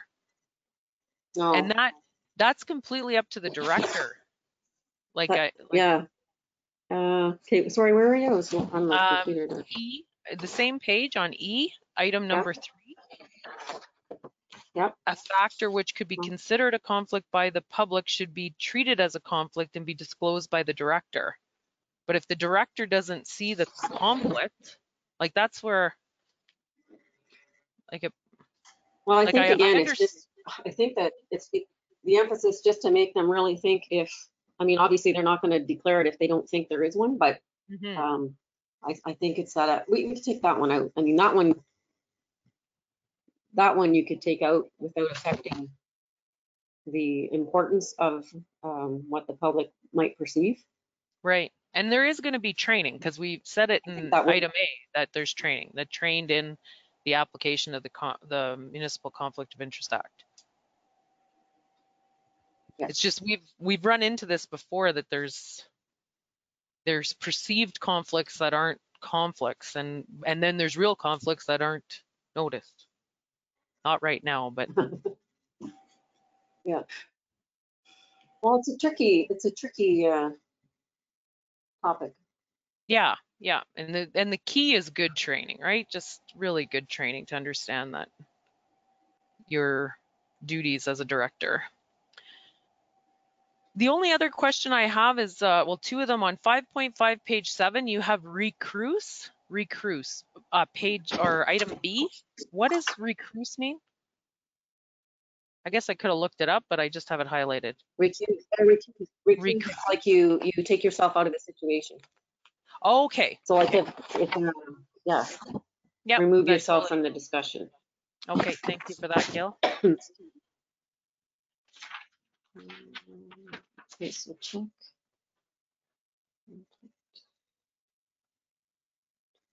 Yeah, the only other thing is on that 5.5, right at the last paragraph, it talks about the board must be informed of all declarations of real, perceived, or potential conflicts of interest, and any measures taken by the chair, the project manager, or the council of the township of Hornpain to manage the situation. I was just wondering when and what would be a situation that we would have to be involved in.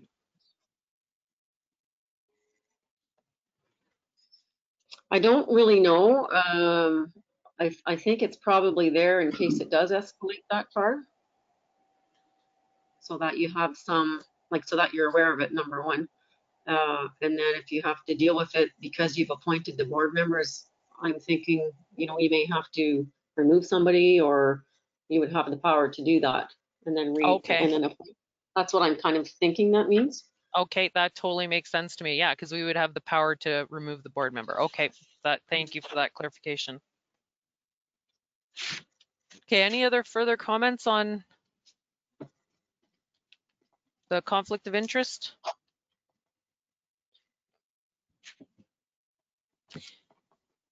And these policies too, Gail, once they're in place from council's level, they stay, right? We change these ones, right? Not the board? You know what?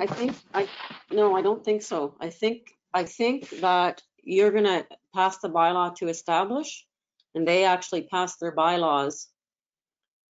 So I think their policies, from what I understand, I mean, because their bylaws, they sign them. Now, these aren't bylaws, but I don't know.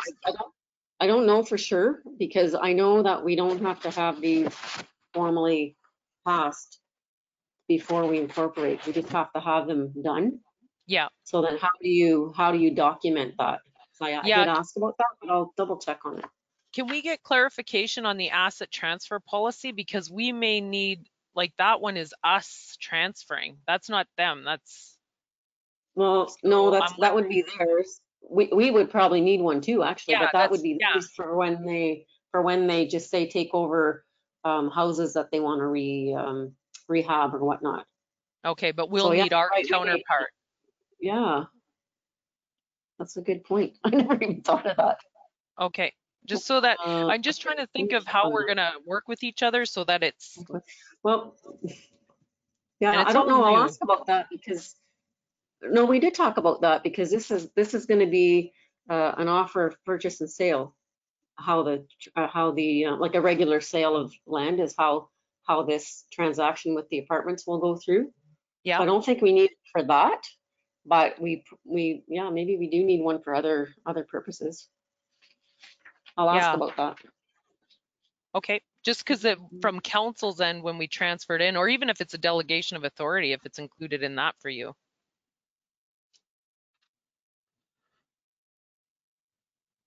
Okay, so we're moving on, council, to the procurement policy.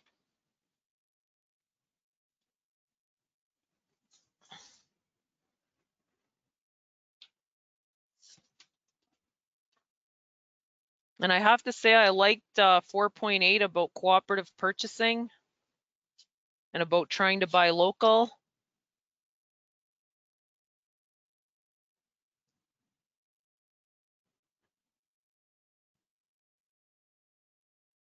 Okay, this is where you had quarterly reporting. But that's only to the board in 4.13.1. It's year-to-date expenditures shall be reviewed quarterly and then monthly starting in October until the year of end by the treasurer. Was that what you were thinking about quarterly reporting? Probably, yeah. I don't remember off the top of my head, but I knew I'd seen it somewhere in there.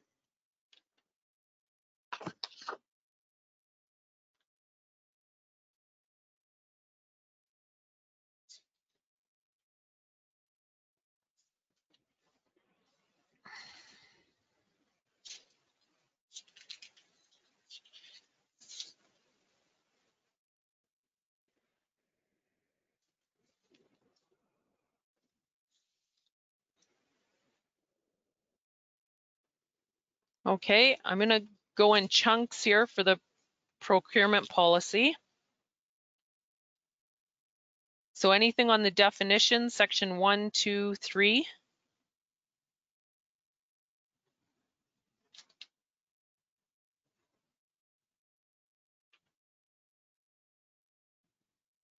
I'll just give you a few minutes or a minute.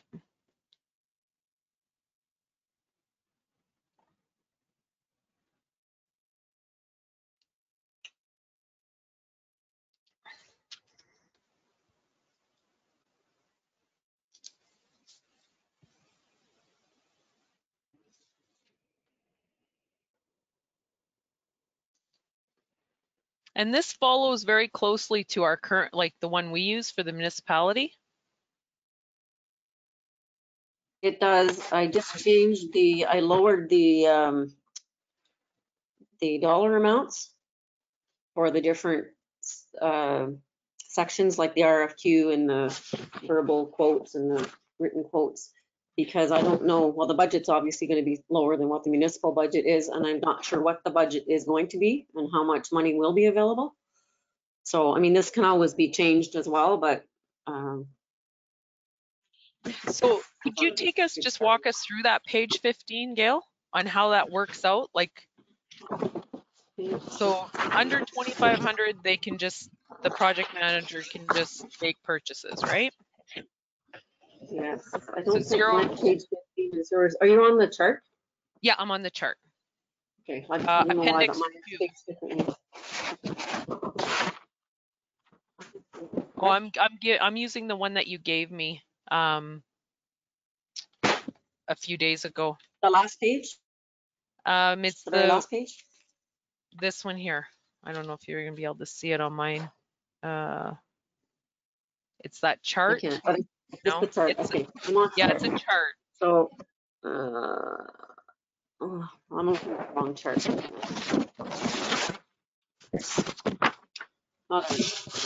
Okay, so yeah, 0 to 25. So the project manager would have authority to spend that without any further discussion with the board, unless, sorry, as long as it's within budget or approved in the budget. Okay. And then 0 to 5,000, they would have to get, they can purchase goods and services, but they'd have to have 2 written quotations. Okay. Should it be 2,500 to 5,000 or? Well, I think it depends on what they're doing. Okay. It could be, but I think you might sometimes want to get that, depending on what you're doing, you might want to compare prices. Okay. So, but we can put that in there if you like. It's up to you. No, I just wanted to, it was just a question to see, like, that's why I was asking you to explain it to the rollout, how it actually works. So if so it just gives them more, freedom in how that. I mean, I guess they could do that whether it was written there or not, but. Okay. And then 5,001 to 25, so they'd be issuing an RFQ, request for quotations. So you're putting out not like an RFP. It's not as detailed. You're just looking for a costing for a project or a service. Okay. And then above 25,000 up to 150 would be request for tender. And then anything above that your request for proposals, which is then you're asking for what they're going to do for you and how they're going to do it, as well as what it's going to cost. Okay. So in hours, I don't have that in front of me right now, but I've knocked them all down to, I mean, you can still go up as high as you want in the end, but I've knocked down the money required.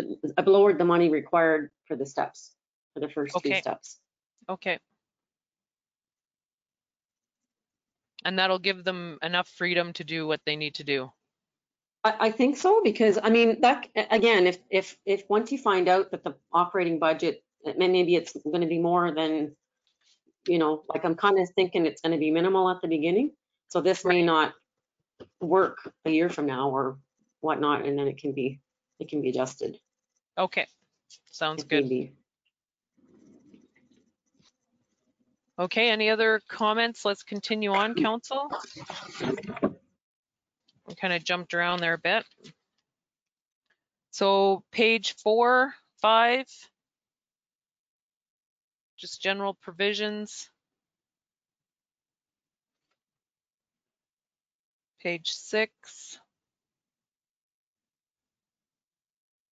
7,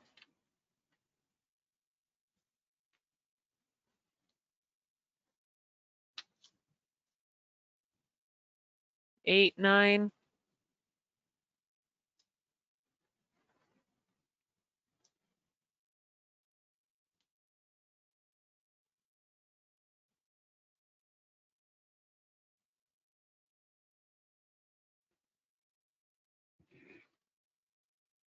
I don't have anything on any of that. 11, 12, or did I miss 10, 11, 12?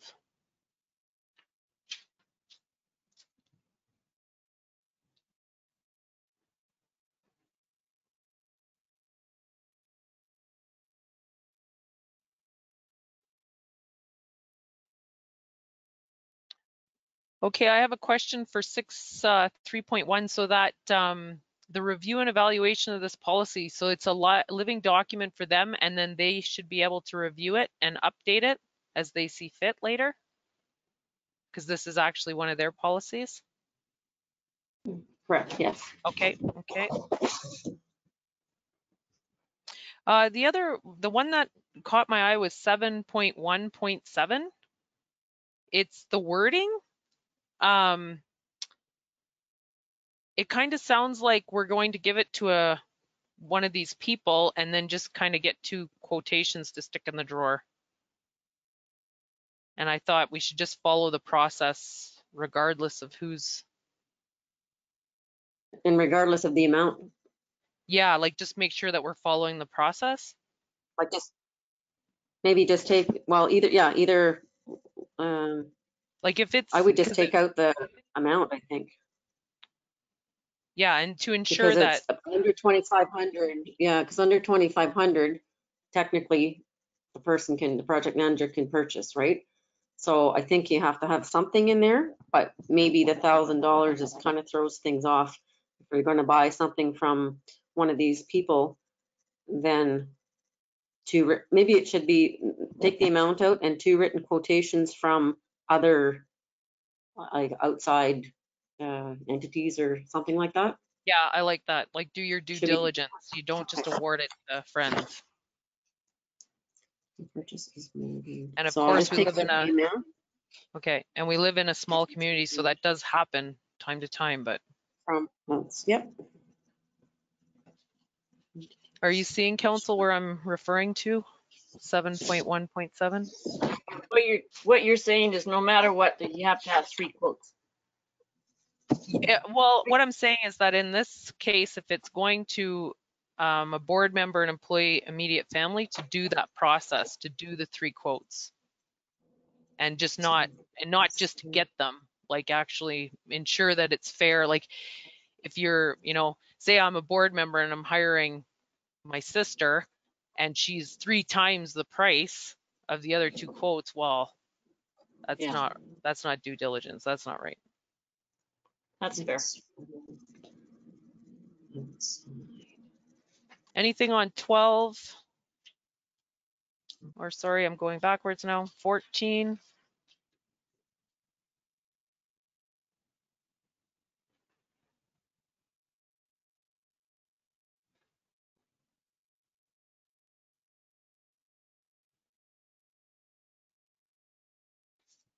That's all I had. Anything further for the procurement?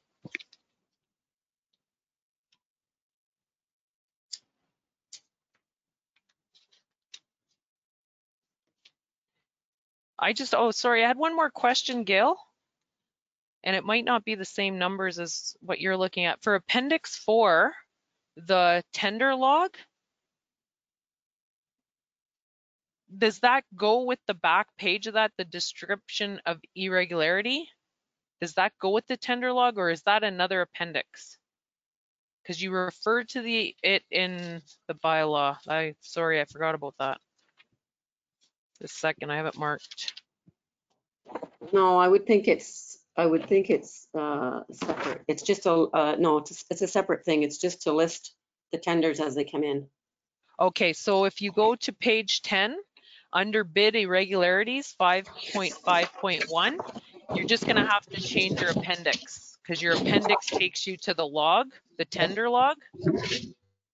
And I wasn't sure if that tender log and the irregularities were all one, so I wasn't sure. Okay, so for C appendix, bid irregularity, C appendix 4. That's a lot of work. Thank you guys for doing all this work. Okay, so appendix 4 is procurement policy. Sorry, what am I doing? Yeah, appendix 4 is the log, the tender log. Oh. So it should be appendix.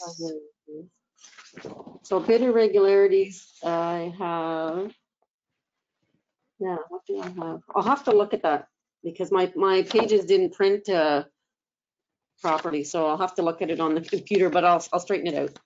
Okay, yeah, I'm thinking it'll be appendix 5. It's the next one, but. Okay.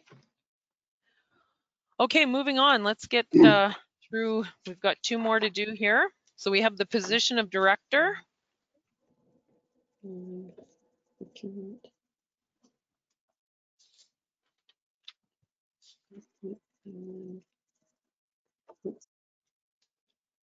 Is there anything that you want to highlight in here, Gail? I do see that you have some highlighting in the document. Stacey, are you able to speak to that? Stacey's the one that did most of the work on, well, all of the work on that one. So Okay. probably better able to speak to it. Okay, I'll just, if there's anything you want to.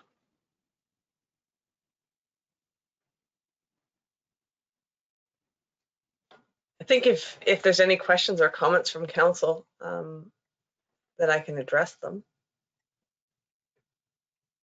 Okay, so.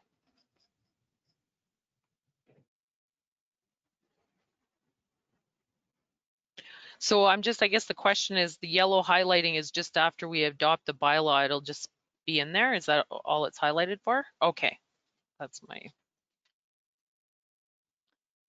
Okay, I open up the floor for council.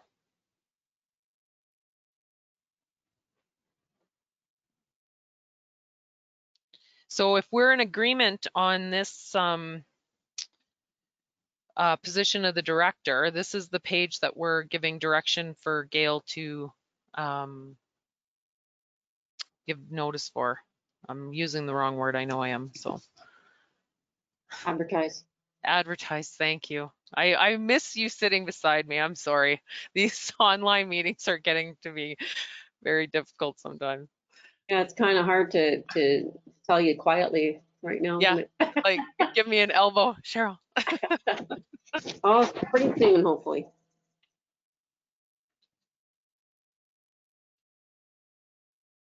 Okay, and then for the term, you'll put the same wording that we had discussed earlier. Okay. Yes. Okay, so we want to appoint a chair and a member of council to the board as well.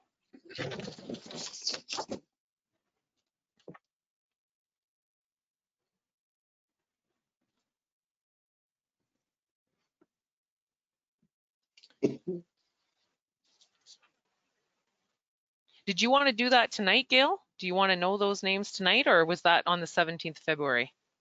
Well, we'll do the paperwork on the 7th. we'll do the Okay. paperwork on the 17th because I didn't prepare any resolutions for that. But Okay. if you want to talk about it, then that would be Okay. good.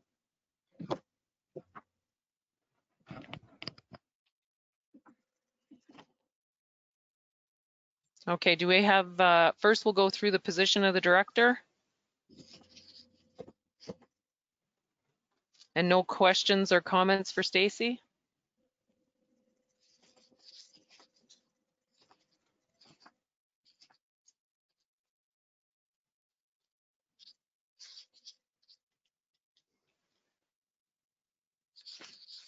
It's pretty straightforward. Thank you, Stacy.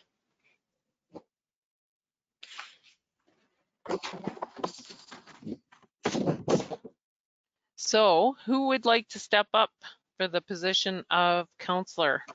I have no problem sitting in on the board and chairing.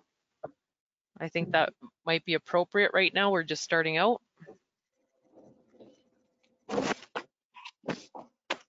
Is that an agreement from council? Good. Okay. Councillor Paroff? Yeah, no, that's good. Good. Okay.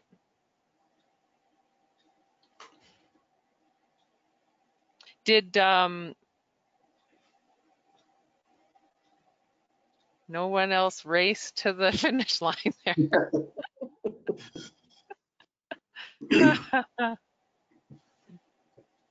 I will, I'll participate, I think, for a while. Okay. If that's what you're looking for.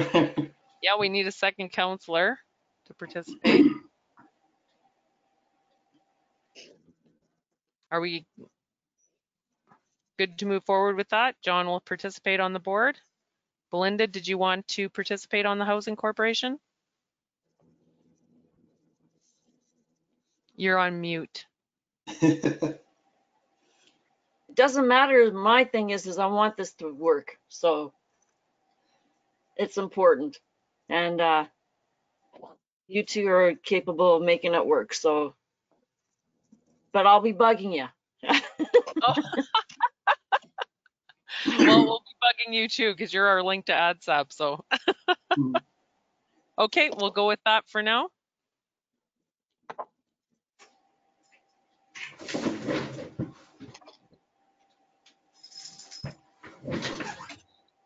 Any further discussion on description? We're good to move forward then. So the last is, I want to ensure I'm on the last document for this portion, is the draft bylaw. Did I miss anything, councillors? I was going by my paper copies. No? Okay, so we're at the draft bylaw. Before you go there, Yes. Melissa has something she'd like to say, but she doesn't have a camera tonight. Oh, okay. I just want to go back to the procurement policy for a second when you guys suggested taking out the $1,000 for getting 2 quotes for $1,000. I just think that maybe that $1,000 should just be put back in there, because if the program or project manager wanted to go and purchase like a stapler or bundle of paper or something like we did with John when he was closing up his office, I think it would be unnecessary work to have to go and get 2 or 3 quotes for something that's $50 or $100. Oh, good call. Yeah, definitely. So it's a minimum of 1,000. Anything be above that.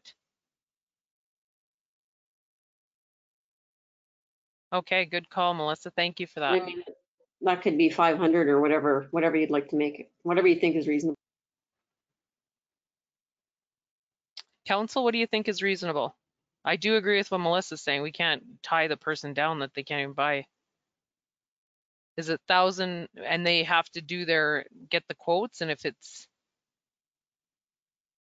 go ahead, Councillor Paroff. I think 1,000 is good because the board will pick it up anyways. If it's any major expenses, the board will pick it up. So I think to leave it at 1,000 is my point. Okay, we're good with that. Thank you, Melissa. Okay, moving on now to the draft bylaw.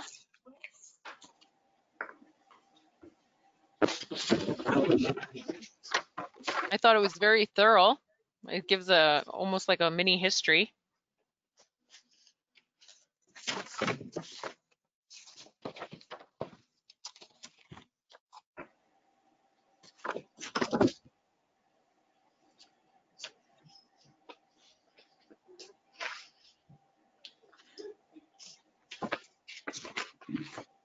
I am good with the way it reads. I open it up to council. I like Did you have that. any? I think Gail, you had a suggestion. Did you want to change something in it? Well, Councillor Paroff had brought something to my attention the other day, and I just wanted to, I don't have that paper on me right now, but was there something that you wanted to add? I just don't remember quite what it is. No, I don't think it was on this document. Okay, I'm gonna have a look and see if I can find what, maybe I'm just confused.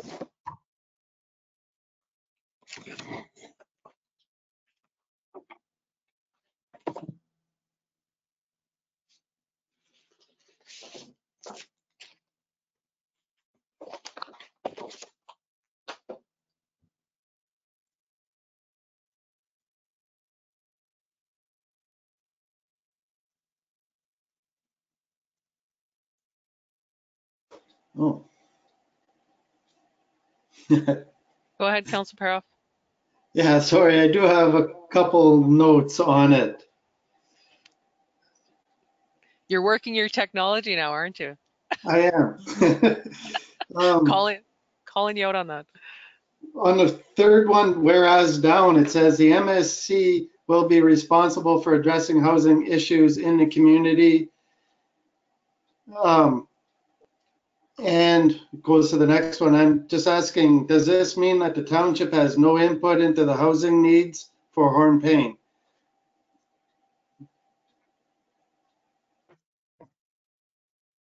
So I had answered, John, I don't know if you have my responses there. I printed that out specifically to bring to the meeting, and I don't know, my desk is so messy, but I had provided you with responses. Originally, he was not going to be able not to attend, so that's why I was responding to him, and I was going to bring the issues up on his behalf. But now that he's here, I don't. But if you have my responses, then maybe that's something council can discuss. Actually, they're on my other email and I don't have access to it. Well, my response to that one was the township would have input, because not only do you have 2 members on board, but you've set the objectives and the mission and the vision. I just don't know that I'll remember my other ones, and I wish I knew what I did with it. I had it just before the meeting. I'll keep looking. Yeah, I think the goal would be is to set good, like I think that's why we're going through the paperwork today. You want to set good policy and procedures in place to empower that board to be able to really concentrate on housing, right? So we wouldn't want to be like, we want to update those objectives when we come to them and ensure, oh, she's found it. We're in luck. Okay, I found it. So I'll just read this out because I was going to do that if you weren't there anyway. So I said to answer the first question was council and township would have a say over the housing strategy, as there's 2 members of council will sit on the board. The board will be addressing the needs and the housing needs and demand study, and the board will be reporting back to council regularly, which means council could speak up if they were concerned about the direction. And then number 2, I don't have your questions, but it was the township should consider owning the asset and have the MSC manage it. And I said, from my understanding, the MSC would have to own the asset in order to have the freedoms to operate the way in which council wishes and to be eligible for various funding programs, etc. In essence, the township would own it as they are the only shareholder in the MSC, but it would be at arm's length. And the next question was about objectives. That wasn't in the draft. That was in, maybe you've already covered that one. It was in the objectives. Let's see.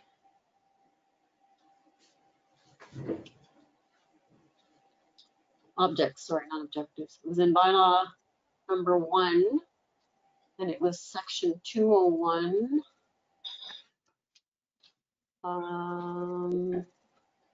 You asked, oh, you just asked me to explain. So, and that's referring to the objects of the corporation are as outlined in its letters patent dated, and I have insert date of incorporation, or as amended thereafter upon adoption of a business case by the Council of the Township of Horn-Payne on October 21st, 2020. So I said we would need to insert the date of incorporation or letters patent in this section once the MSC is established.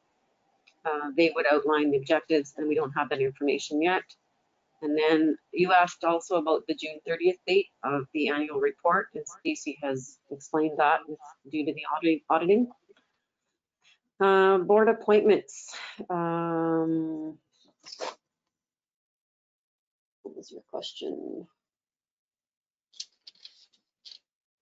Question was,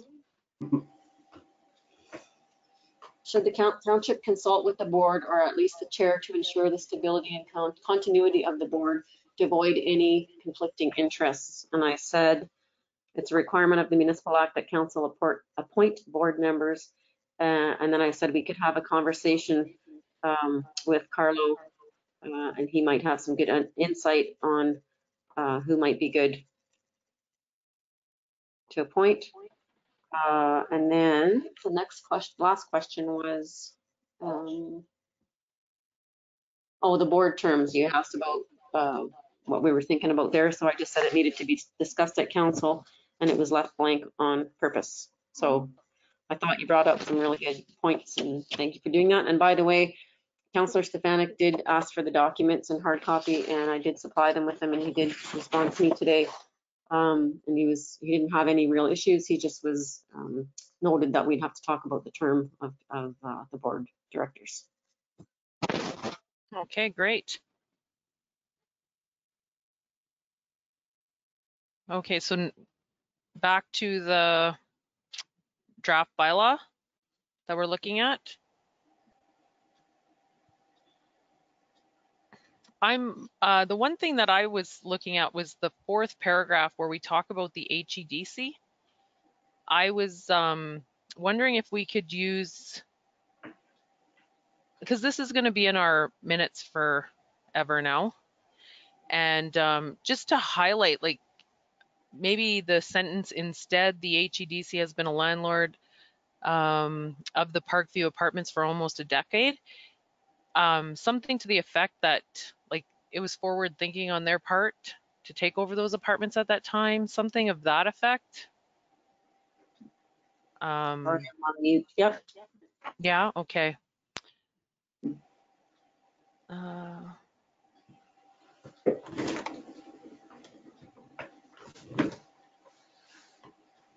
Yeah. Like, we need to focus on housing. So that was the only thing. Go ahead, Gail. I was just going to say, just to give credit where credit's due. Yes, for sure. Yep. Okay.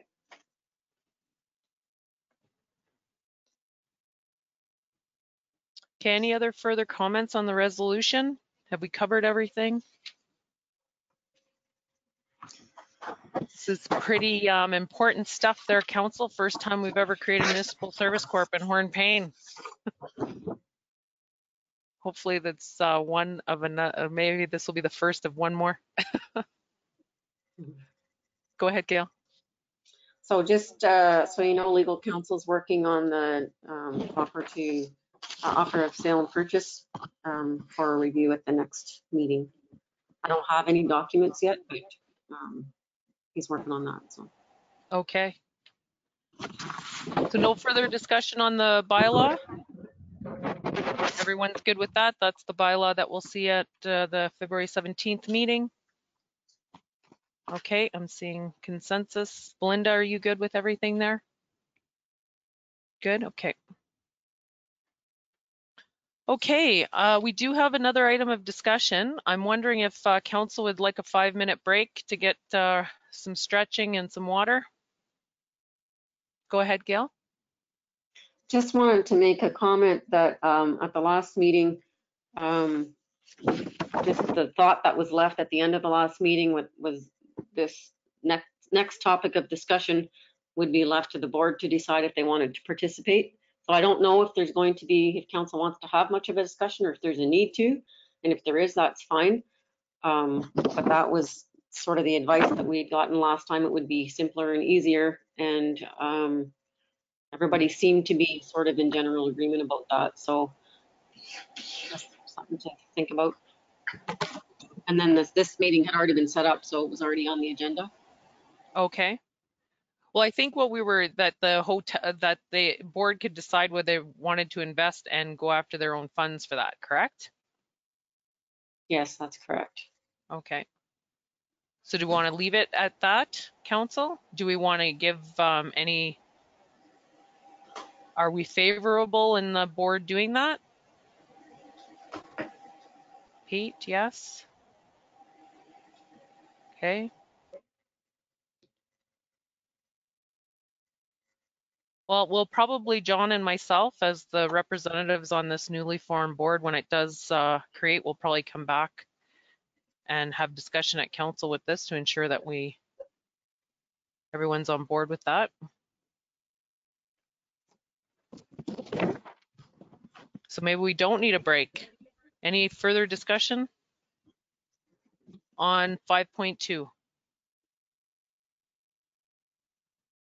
We'll leave that up for the newly formed board to decide. Okay, go ahead, Gail. I just wanted to say before we close, I wanted to thank everybody, every council member for taking the time to really go through the documents. It's nice to be able to make these changes that you've asked for and to have them ready for the next meeting. I'm excited to move forward with this. So thank you very much. I know it's time consuming. Thank you, Gail. Yeah, well, time's consuming on your end too, and I think they're going to be off to a good start. So I leave the floor here before we move on. Is there anything further that we want to discuss about the Municipal Service Corp? Not seeing one. Thank you, council. And we have a confirmatory. And if I can get a mover and a seconder for it, please. Peter and John.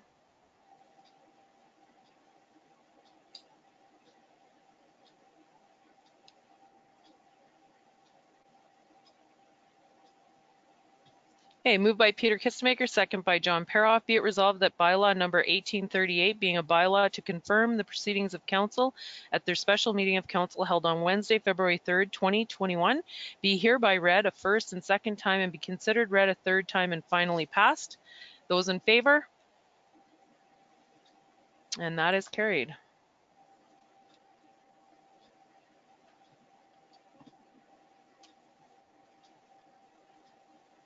And if I can get a mover and a seconder to close. Peter and John. Belinda wants to stay.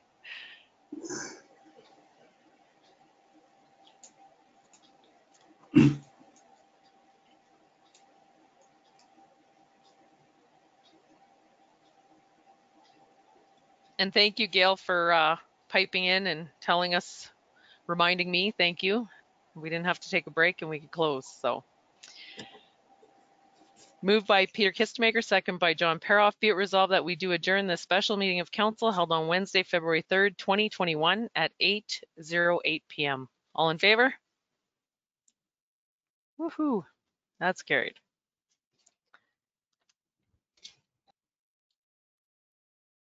Well, thank you, council. I hope you enjoy a good night. Stay safe, stay well. Practice protocols. Okay. All right. Good night, everyone. Good night.